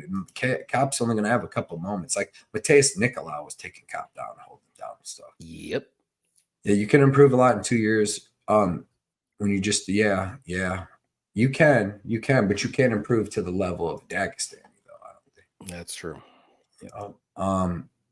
Yeah, I think Ul-Beckov is too strong for Van, but Joshua's live. Yeah, man, he's a junkyard dog, dude. He's a fighter. Like I said, he's a prospect. He's gonna be a phenom. Like I just think this is too early. There's so many more. He's 22. I know. He's only fought in the UFC against lower level guys besides Master Z, but like Tatsuro's got like what 4 or 5 wins, and it's all over. He's building up. Give him Altamirano. Joshua Van versus Altamirano. Or even Carlos Hernandez but you're giving him the top 10 guy in the world right away. And now what? Now he's going to be fighting for a title against Pantoja if he wins. It's kind of crazy. Wild. What about, even Van, like he could have fought Costa, Alessandro Costa, people like that. Even Nate Maness. Like there's levels, man. But he's going straight to Tagir. What do you think Joshua Van versus Nate Maness would be? What would be the line on that fight? Maness got some striking. He's huge, 5'10". I bet you Van would be the favorite though, because everybody likes Van. Yep. Here's a good fight, man. Who started the last one? I did. Okay. Men's bantamweight, 135. Miles Johns versus Douglas Silva de Andra. Man, it's gonna be a good fight. Miles Johns, wrestle boxer. He's got good wrestling. He's got good boxing, decent leg kicks. He's got pretty good jiu-jitsu. It's definitely not bad at all. But it seems like the more he grapples, the more tired he gets. And his striking's improving, definitely. And it looks like his cardio is improving a little bit now that he's training at, Marathon with Trey Ogden. So that's definitely looking better. But he's also fighting, like 38-year-old Cody Gibson, who's actually like 38-year-old. Who's not good. School teacher and shit like that. And then Dan Argueta, who is just small, man. He's just a small dude with like a smaller version of Miles Johns and not as good anywhere as Miles Johns, So that was a given that he could win. But wrestle boxer, and he's got decent cardio, but he does slow down. He's fighting Douglas Silva de Andrade, who's a well-rounded guy. He's a black belt in jiu-jitsu. He's got good scrambles on the ground. He's got good offensive and defensive wrestling. Even if he gets taken down by good guys like Sergey Morozov, he's getting back up, working his way up. He's got really good striking. He's dangerous. He can KO dudes with kicks, with punches. Pretty good jiu-jitsu. His only losses in the UFC are to just the top level guys in the world. Your Petr Yan, Lerone Murphy. Like he went up to 145 and fought Lerone Murphy. Didn't even get finished. He's fought some of the best guys, and he's got wins over Sergey Morozov. He's got a win over a guy like Miles John and Cody Stamen. Yep. So which would be a pretty good fight. So I like Douglas Silva de Andra here, man. I think that he's got the wrestling because it's not like Miles John's got decent wrestling, but he doesn't got the most crazy jiu-jitsu in the world. So I don't see him just taking Douglas Silva de Andra down, him just laying on his back. Like he's going to work his way back up and keep making Miles John's work. And then on the feet, like I just think that Douglas Silva de Andra hits a little harder and just has more cleaner striking. He's throwing way more kicks. You know, he's got good movement. He's going to have better movement and better power than Miles John. So. And if Miles Johns comes out, takes a couple big shots, and just starts panic wrestling and slows himself down by the end of the first and middle of the second, Douglas de Silva de Andrade is going to take over and get the win. And de Andrade is 38 years old, but he's not like a normal 30. He's like Jared Cannonier, where them dudes are going to be cut up and big like that. When they're 58 years old and you see Cannonier or Douglas de Andrade on the street, they're still going to be in shape. Like they're going to be them buff-ass old dudes, man, that are just naturally like that. So, yep. I think Douglas Silva de Andrade, it says they're the same height, but I feel like he's going to be a little bigger. I mean, he's going to have Miles Johns is a little bit smaller, I think, than what it says. Yeah, so I like the Silva de Andrade in this fight, man. I think it's a good line, good bet. Yeah, another close fight. I think both guys, you know, they have each other covered. Like, I think the striking is very close. You may favor one guy a little bit more. I think the wrestling and grappling is very close, and you can favor one guy. They're both durable as shit. And the cardio, you know, it's improving, like you said, with Miles Johns a little bit. And Andrade usually, you know, he does have pretty good cardio. He went to, you know, decision with Stamen. But ultimately, like, I was going back and forth, and Miles Johns is my guy. You know that, Cody. Like, we go way back. I know that. Yeah. But man, what really got me is watching that Stamen fight. Like, Stamen and Miles Johns are very similar fighters. And he was able to win, I mean, pretty, I wouldn't say like dominantly a decision, but he won pretty clearly, I would say. And I think he can do that again. I think he can win at least 2 rounds. I do think this fight's going to go over 2.5. But the first round is going to be the you know, the round that might go either way. But second and third round, I do like Douglas. I think he can get it done. Like you said, watch what Miles Johns does in the first round. If he's already going to start wrestling in the first, he's going to lose the third round. Like, he just doesn't have that cardio, even with the improvements. Like, you saw it even in the Cody Gibson fight. Yes, it was short notice, but like, he's just trying to get you down and holding you up against a cage, and Cody had no answer. Like, that's not going to happen in this fight. Like, Andrade is going to be able to move him, you know, turn him, flip him, whatever you want to do. It's just going to be a very fun fight, very close fight, but I do think Andrade edges this out ever so slightly by decision. But man, let's go. I like that. If it's gonna be a finish, I like Andrade as well. This dude has 20 knockouts, 20 out of his 29 wins. This dude hits hard, and he still has that power at 38. So, like I said, finished. Where's Mario Bautista? He's one of the dudes that finished shots. He looks like he's going to be a title contender. Who did he beat the shit out of in his last fight? Oh, Ricky Simon. Yeah. Shit out of him. That guy's a monster. But he beats it. Very close fight. I'm actually kind of a little bit shocked that the Andrade is plus 110 at the moment. I got him at minus 125. I thought this was a good line. Yeah, it's plus 110 right now. Yeah. I mean, if you want to be even a little bit safer, you can throw his plus 3.5 spread at minus 200 in a parlay. I think that's super safe. I think the over 2.5 is safe. You could do the under the over 1.5 in a like crazy parlay too. So there's a lot of options for this fight, but I'm going with Andrade. Feel it in my bones, and I'm a Miles Johns guy. If Cody Gibson didn't gas out, he was going to beat Miles Johns. Like, he had his back. He couldn't get off the cage. That was the problem. Like, he's just not that good. He's just not good. Like, that's just the facts of the case. I like the third round decision prop there, Mushroom. That's a good one. Yep, I do. That's a good one, Mushroom. Next fight, men's flyweight. Alabayev versus Jose Johnson. You start this. Okay. We have one more prelim fight, just so you know. Which one? But you might have that at co-main. Brady Heaston. Yeah. I have it at the okay. I just want to make sure we don't forget about it. Oh, we didn't forget. Let's see. Yeah, this is going to be an interesting fight only because Johnson's going to be like 8 inches taller with like 6 inches of reach. But Almeida is very good. Like, I think he's the dark horse of this division. Like, he's very well-rounded, good striking, very good wrestling and grappling, good submissions. Good cardio for wrestling for 3 rounds. He's durable too. We've seen him take some good shots trying to get some takedowns, and he's not budging. He's going straight through that shot, and he's going to get the takedown. Like, he's very good. He's a little small. That's the problem with him, but well-rounded MMA guy. And Johnson's dangerous guy. You know, he's very tall. He's going to be, you know, I already said all this stuff, but good striker. Does have decent, you know, submissions off his back, but like, his grappling really isn't all that great. He reversed, who was it? That one guy in the Dana White Contender Series like a million times. Yeah. Like, that was a weird fight, and I thought Cartwright should be able to win, but he didn't. But other than that, though, like, you know, Blackshear is able to like freaking out-grapple him all day, every day. Got a twister on him. And his takedown defense isn't good at all. And I think that's the biggest key here is Almabayev will get the takedowns on this big guy, and he's going to stay and keep on top of him. Like, he's got very good jiu-jitsu, good top control. And I think he's going to outwork him. And I can see a finish later in this fight, like 3rd round, whether it's like ground and pound knockout or maybe even submission, rear naked choke. So don't want to touch the over-unders. If you got Almabayev early, like minus 400 or under, like, good job. But like, I know it's like 600 now, which I see why, because the only thing against him is the height and reach. But the better overall MMA guy is Almabayev by far. So I'm going to say like 2nd or 3rd round submission for Almabayev. I think he's very good. I'm very impressed with him. Well, yeah, he's a beast, dude. This is another sketchy fight, like that I just end up like with the Jekka Sergey. Like, I kind of stayed away because there's chances for the clear past the victory for the other fighters. Like Jose Johnson, I don't know why he's dropping down to 125. Like, that's another thing. A little red flag.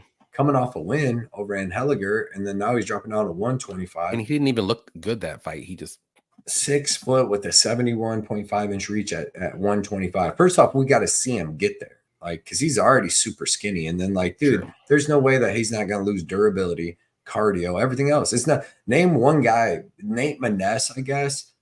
But his first fight, he did not do good in the first fight, though. No, but who's like anybody that usually drops that, like Dan Hooker going down to 145. Jesse Butler skinny dropped dudes 2 weight classes. Didn't look good. Cody Garbrandt dropping down to 125. They took the first hard shot they took where they were rocked, man. But dude, it's crazy because he's going to be 8 inches taller with 6.5 inches of reach, and he's fucking 8.5 inches reach. And Jose Johnson's crazy dangerous, dude. Like, you seen when he's the Costa dude, Rafael Costa, I believe, was trying to take him down on the regional scene. He elbows him and puts him into a fucking seizure. Just a little elbow on the side of the cage, dude. So he's like dangerous everywhere. He's not dangerous on the ground. He's got some of the worst takedown defense you're ever going to see in your fucking life. Like, remember Ronnie Lawrence took him down like 31 times. Chad Hellinger, as small as he was able to take him down. But he's got kind of okay scrambles on the ground, like in a get-up game. Like, it's weird. Like, even against, like, in Hellinger, he's reversing him. Even against Cartwright, but not for this guy, though. No, but way different. But like Azu has good striking. He actually has good striking too. He's got like good head kicks, good punches and stuff. But it's not going to be like Jose Johnson. Like, anytime they're on their feet, it's going to be dangerous for Azu, even when he's clinching. And he's got a good fast double leg takedown and good timing on it. But dude, I got Azu winning. I got him subbing Jose Johnson. I'm saying he gets the takedowns and does all that, but it's dangerous as shit, dude. Because Jose Johnson's dangerous as shit, man. So it's like he could hit him with a knee. He can hit him with the elbow. The paper says Azu's way better. Yeah. Well, I'll just tell you. You need no damn paper. I'll tell you. I'll tell you that, man. That's what I'm here for. Now. You need a paper. You need no goddamn paper around me, man. Yeah, man. Give me Azu. I'm gonna say that he gets the 2nd or 3rd round submission. I don't like the control he was getting on Vergara. Like, he wasn't able to really control Vergara a lot. So that's what made me nervous about this Johnson one. Like, a lot of that fight was on the feet, you know, and then or him just like trying takedowns or getting cage control time. But Jose Johnson's so much more dangerous than Vergara. He's not that dangerous, Jose Johnson is. But give me Azu. But I stayed away. I didn't put him in no bets or nothing. Just because it's a dangerous fight. But I like him. Give it to me. Johnson's takedown defense is pathetic. Very money bad. MMA bets. Chidi went down a division. Yeah, he did look a little better, didn't he? Who did he fight? Oh, yeah, he did look better, way better, actually. Yeah, he didn't gas out after a round. He fought a homeless person, though. Who did he fight? I don't remember off the top of my head. But yeah, I remember he looked good. He had like 3 rounds of cardio too. Who was that, man? That's crazy. But yeah, but usually, yeah, the taller, skinny guys, they lose durability, man. I think Jose Johnson never made 126. That's the concern. Yeah, that's crazy. McKee. Who? Reese McKee.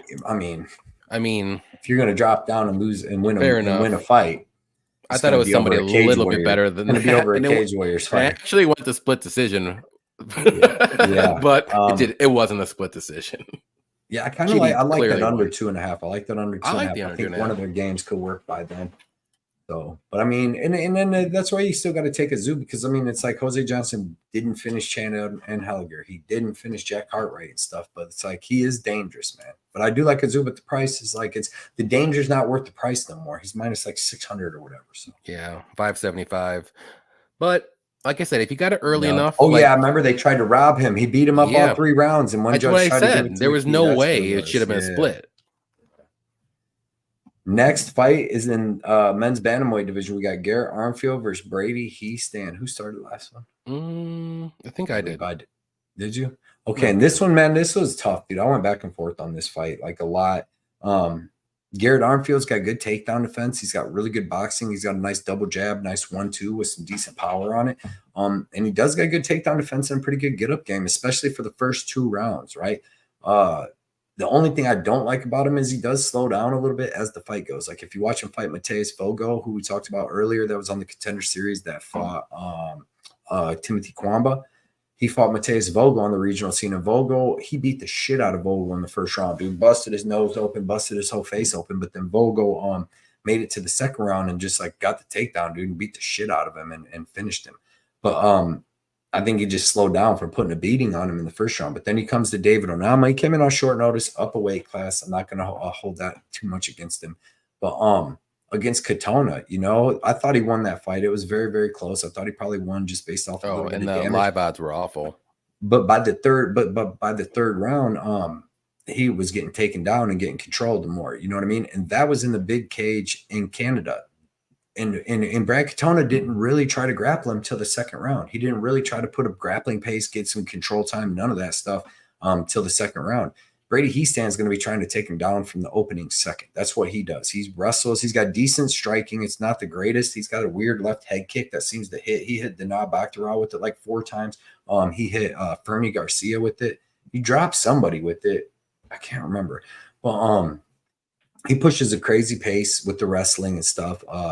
And he's actually decently durable on the feet where he does get dropped, but he recovers really well, man. And like I said, he pushes a crazy pace. So the thing that actually made me take Brady Heastan, like I said, I went back and forth in this fight a lot because I kind of liked Garrett Armfield too, but it's in the small cage, right? And Brady Heastan's going to push a lot more of a grappling pace than Brad Katona tried to. And if Brady Heastan can get beat up a little bit in the first, but he's getting some grappling, maybe lands a takedown, and just grinding on him, gets beat up a little bit. By the second, starts landing a little more, starts getting his takedowns. He might be able to finish Armfield in the third round because Armfield gets a little tired, and Brady's always going for the finish, man. He's a junkyard dog. He really is. If you go back and watch him, fight on the Ultimate Fighter when he's fighting Josh Rittenhouse and another dude. Both dudes had really good high records, man. I think Vince Murdoch, maybe.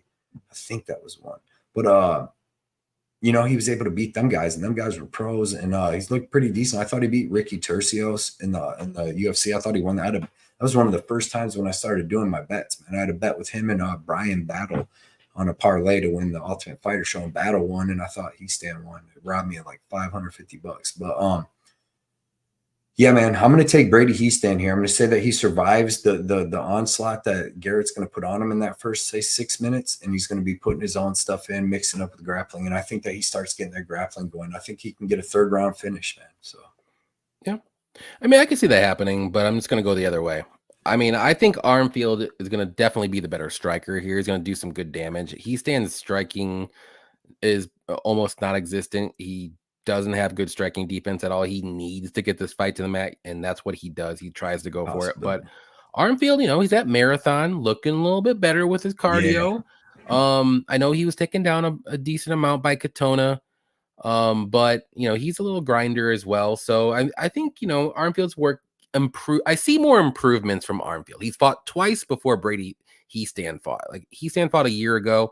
Armfield fought twice before that. So like I think he's getting in more active here.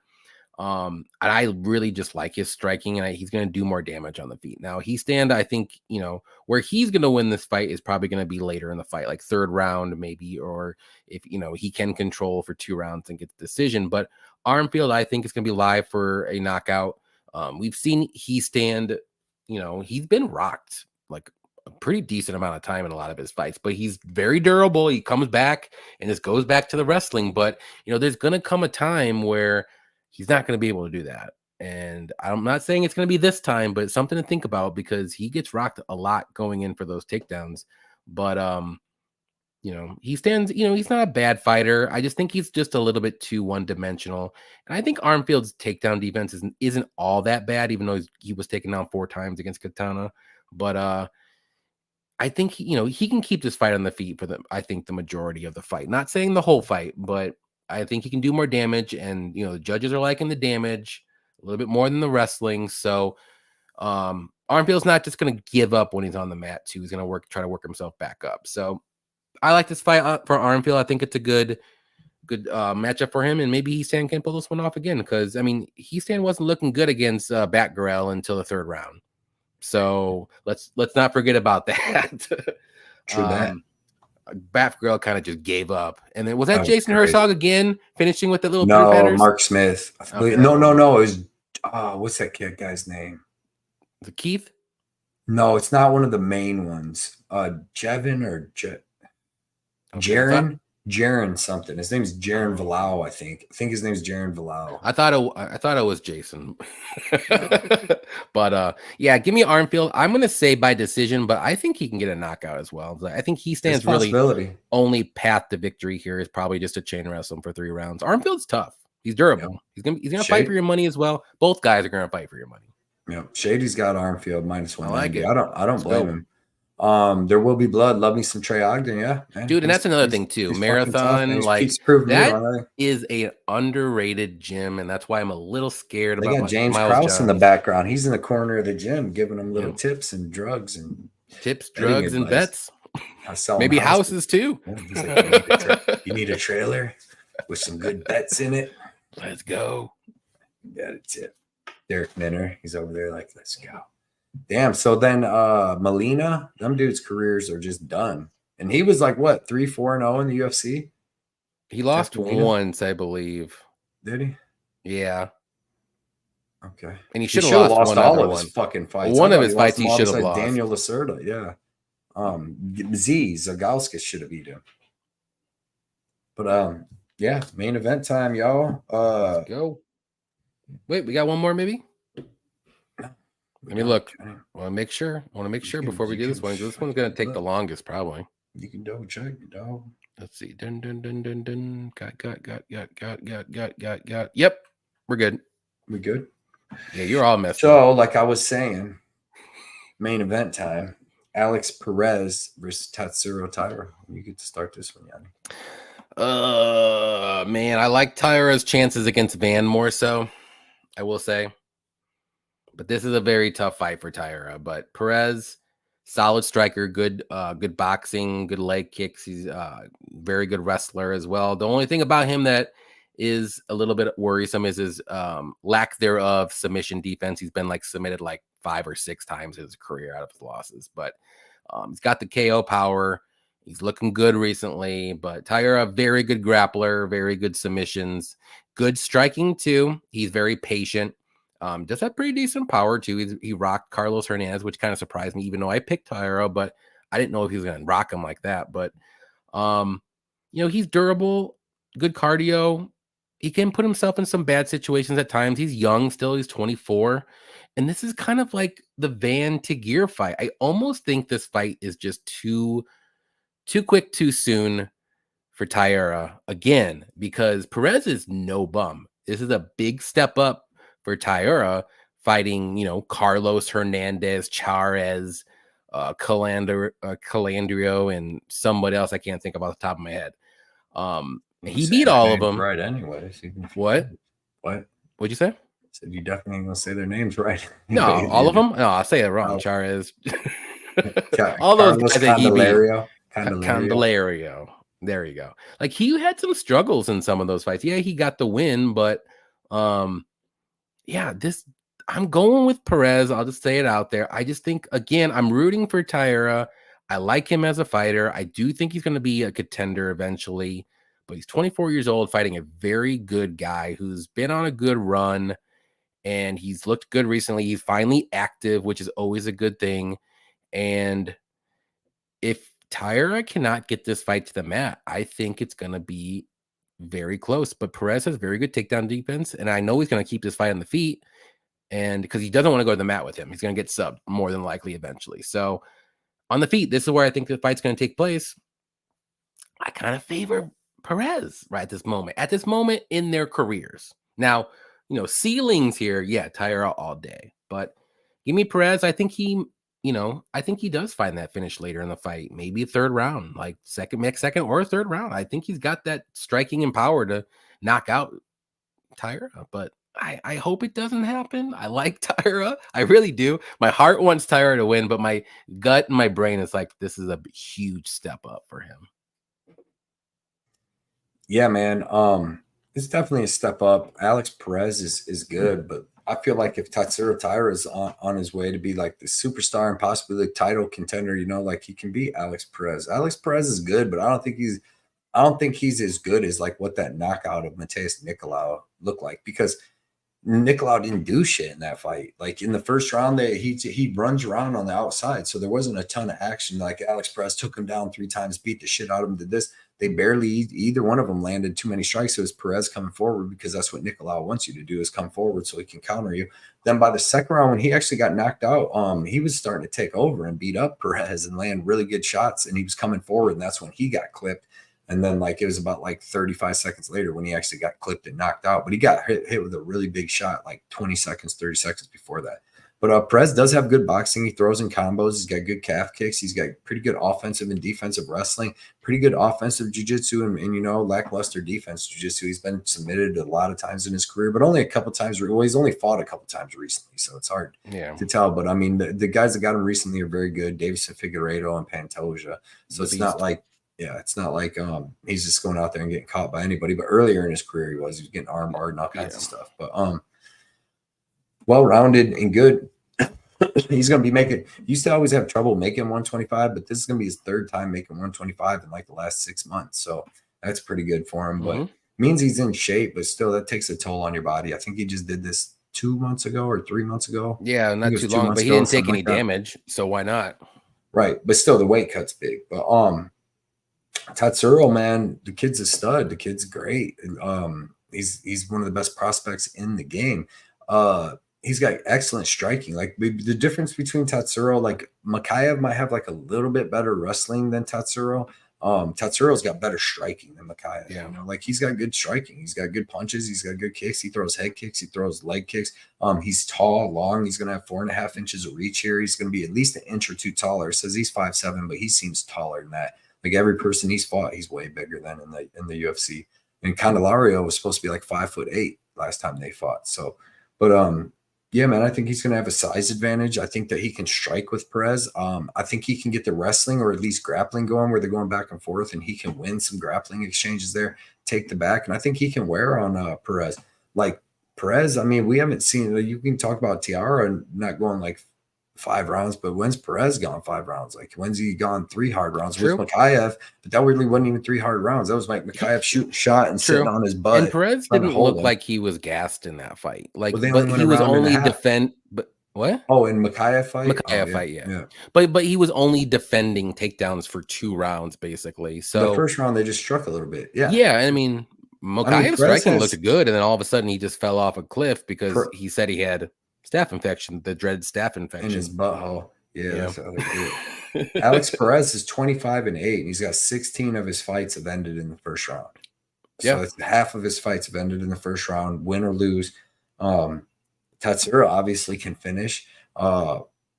If this fight goes to the ground, he definitely has chances to get the sub. He can also wear on Perez, just being the bigger guy and getting some wrestling going and just grappling exchanges and wearing on him. And I think his cardio seems to hold up. He fought a tough fight against Charez, who's pretty tough and durable. I know he's probably not the level of Perez at all, but it still showed he could go 3 hard rounds. He was putting some bad spots there.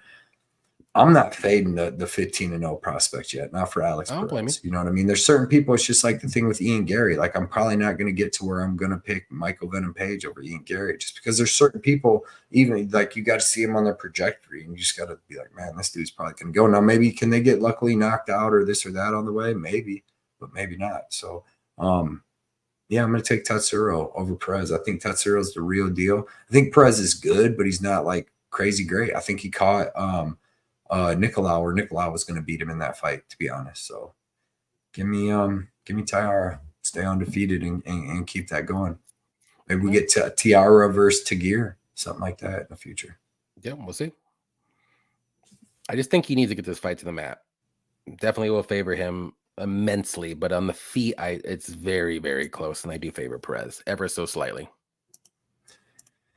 Yep. The one thing about Tiara is he immediately throws a leg kick after eating one. Charles figured out in round 2. Yeah, Charles dropped him a couple times. First round showed he's tough. Charles is dangerous as shit. I was going to say Charles is a little underrated. Like, he's no if you watch him on the Contender Series when he gets beat by Clayton Carpenter, who I don't know why he hasn't fought in so long, but that motherfucker where is he at? Too. Clayton Carpenter is a freaking beast. He was supposed to – he beat up that road.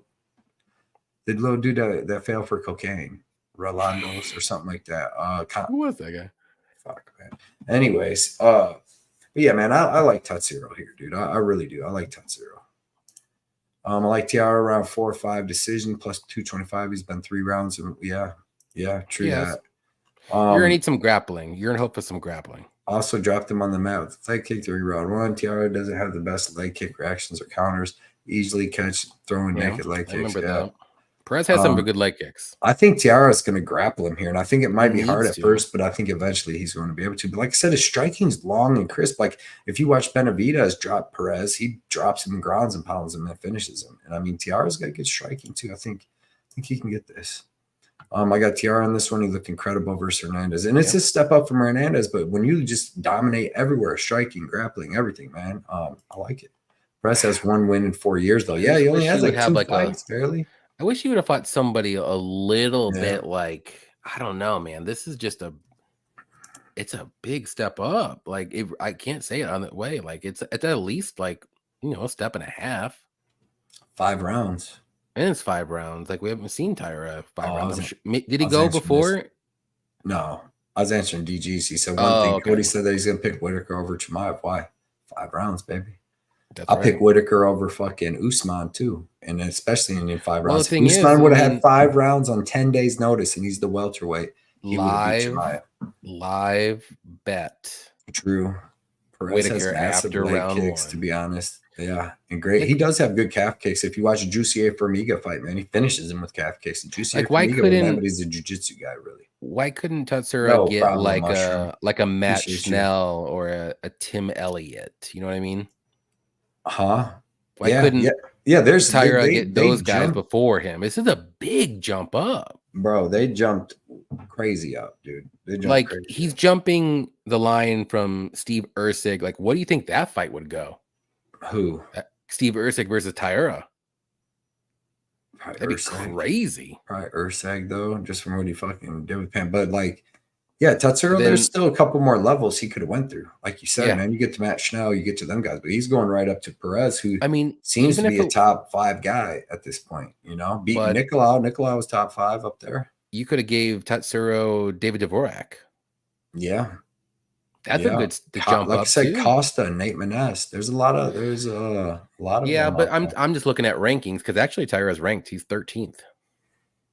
Yeah. Well, so I'm looking at people around him in the rankings. Like 11th, man. What about Cody Durden? Cody Durden's and all. But he's going down. Cody Durden's 15. So we got Azu and all them. We got some good. Who do you think would win against Taira versus Tagir? I don't know. Maybe Tagir because he might have the wrestling advantage. I think the same thing. Maybe, that's a good fight.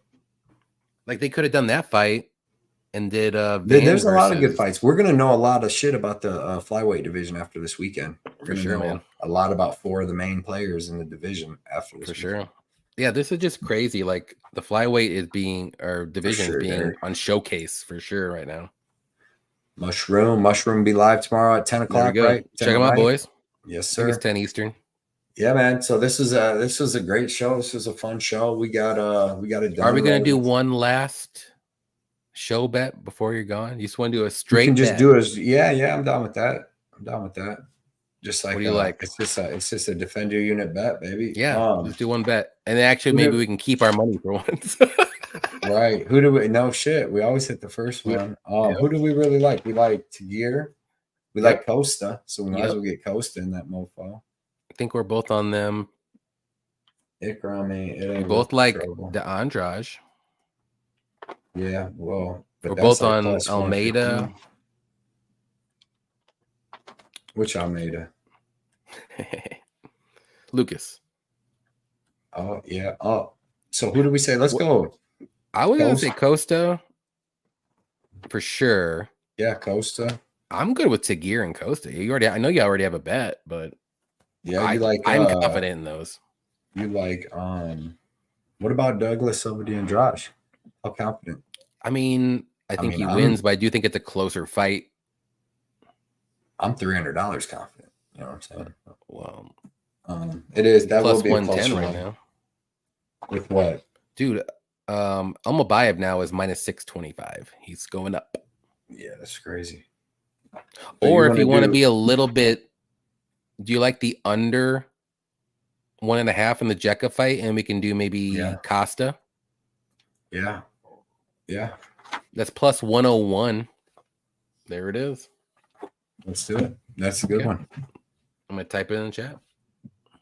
Me too. Yeah. Shout out. No problem. Mushroom. No problem. Thanks for coming out and hanging out with us tonight, man. Aussie Fight Fan says Whittaker 4-5 or decision. I like that. Chimaev gas hard against Usman. Rob goes hard, 5 hard rounds. Yeah. With good wrestling, good takedown. Now, he maybe Hamzat comes out and takes him down and subs him in the first round. That's a risk I'm willing to take. You know, but maybe Hamzat comes out and proves he is the fucking crazy guy. There it is, boys and girls. Yep, this is gonna be the last Defend Your Unit show, man. I'm gonna put 50 bones on it.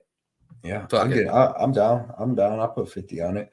But yeah, last show for a couple months. Yeah, what you say you're gonna do on the Wednesdays? You're gonna do. Yeah, I'm gonna bring a couple guys in. I'm gonna do a couple. I'm still gonna do my bets. My bet show still, obviously, and maybe do some live watch-alongs on the early one.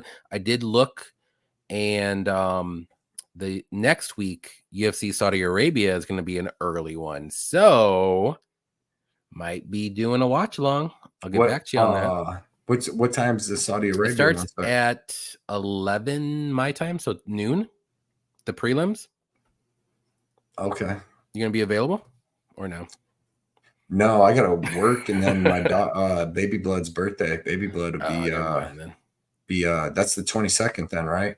Yes. Yeah, that's it. She got a birthday party and stuff, so it'll be hard for me to sneak off and even watch. True. Yeah, but it'll be on something. Yeah, it'll be 12 o'clock Eastern time. It starts, and then the main card starts at 3. So that's a perfect watch along right there. Yeah, that's a great. You know, I would 100% been down if I was Mushroom. I'll hit you up for sure if I do it, and then I'll see if I can get a couple other people as well jump on during the main card or something. I know you said prelims, and we'll go from there. Maybe I'll get Patty. Well, I talked to Patty about it. Maybe he said if he's available. Hell yeah, I had a great time hanging out with him, man.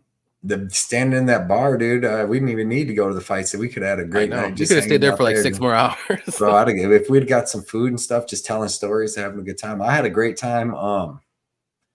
Yeah, sucks having a lot of people like that. You get separated though, man, and then you can't talk. So we have to switch seats up and stuff as we go. But yeah, man, I had a great time. I can't wait. I'll be back beginning, sometime in August. And like I said, when I come back, man, it'll be nice because I'm probably going to have a damn surgery, which ain't good, but then I'll be off and I'll be able to actually put in like some good work.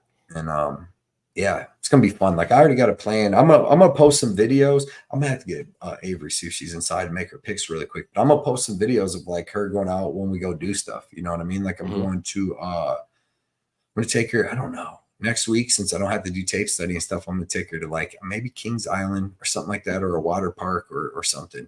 And then it's going to be like kayak, and I'm taking her out to North Carolina here in a couple weeks. And I want to take her up to Cedar Point. whole bunch of places. Kayaking a couple times. We're gonna go camping down there at Cumberland State Park a couple times. It's gonna be good, man. Yeah, that'd be fun. I can't wait, dude. Yeah, that's a good bet. That's a good bet right there. Yep. Everybody will still be here, man. Hopefully, I'm gonna go in on this 4-week winning streak too. Been killing it, dude. It's gonna be awesome. Appreciate it. Like I said, everybody, if you didn't catch it, I will still be doing the Wednesday show. So definitely come out, hang out with us. We're gonna have just different guests every week. I think I'm gonna do. And then once Cody's back, we'll be back to normal. 2 months. It's gonna be quick. It'll be quick. It'll be quick. The old man has learned the Twitter. Good luck, fellas. Old Man UFC on Twitter. Everybody check out Old Man UFC on Twitter. Give him a follow. Right on. Showing us support. We'll show you support. Aussie Fight Fan said, I think it's 2 a.m. in Australia for that card. To start it. So that's done at like 8:30. I feel for you, Aussie Fight Fan. What time what card did you say you were going to come back on? UFC 305? I'm August 17th? Yeah, it'll probably be that one or the week before at the earliest. So there is a break between August 3rd and the 17th, the Sandhagen one. So it goes the 3rd, none on the 10th, come back on the 17th. Yeah. That might be something I can do right there. I was going to say you'll miss 1, 2, 3, 4, 5, 6 cards total. 6 cards in 8 weeks. That's not bad. That's not bad. So there's 2. There's 2 breaks, yep. If they fight, I was going with Chandler. I was going with him even before. Yeah, I got to go with Chandler. You kind of have to at this point. Leg injury, all the stuff. Plus, Chandler could wrestle Connor down a little bit too, like he did against Poirier and all that. So, but it wouldn't shock me if Chandler, sells it a little bit. True. He's a company man. Yeah.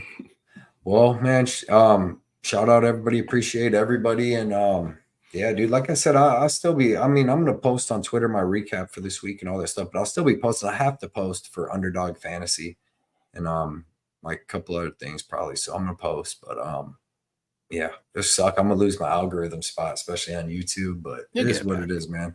It is what it is. Still going to be the best in the game when I get back. That's just how it is. All right, man. Appreciate everybody coming out, and good luck this weekend. I hope all of us whoop these bookies, man. So good luck, guys. See you guys on another live show here in a couple of months, man. See y'all.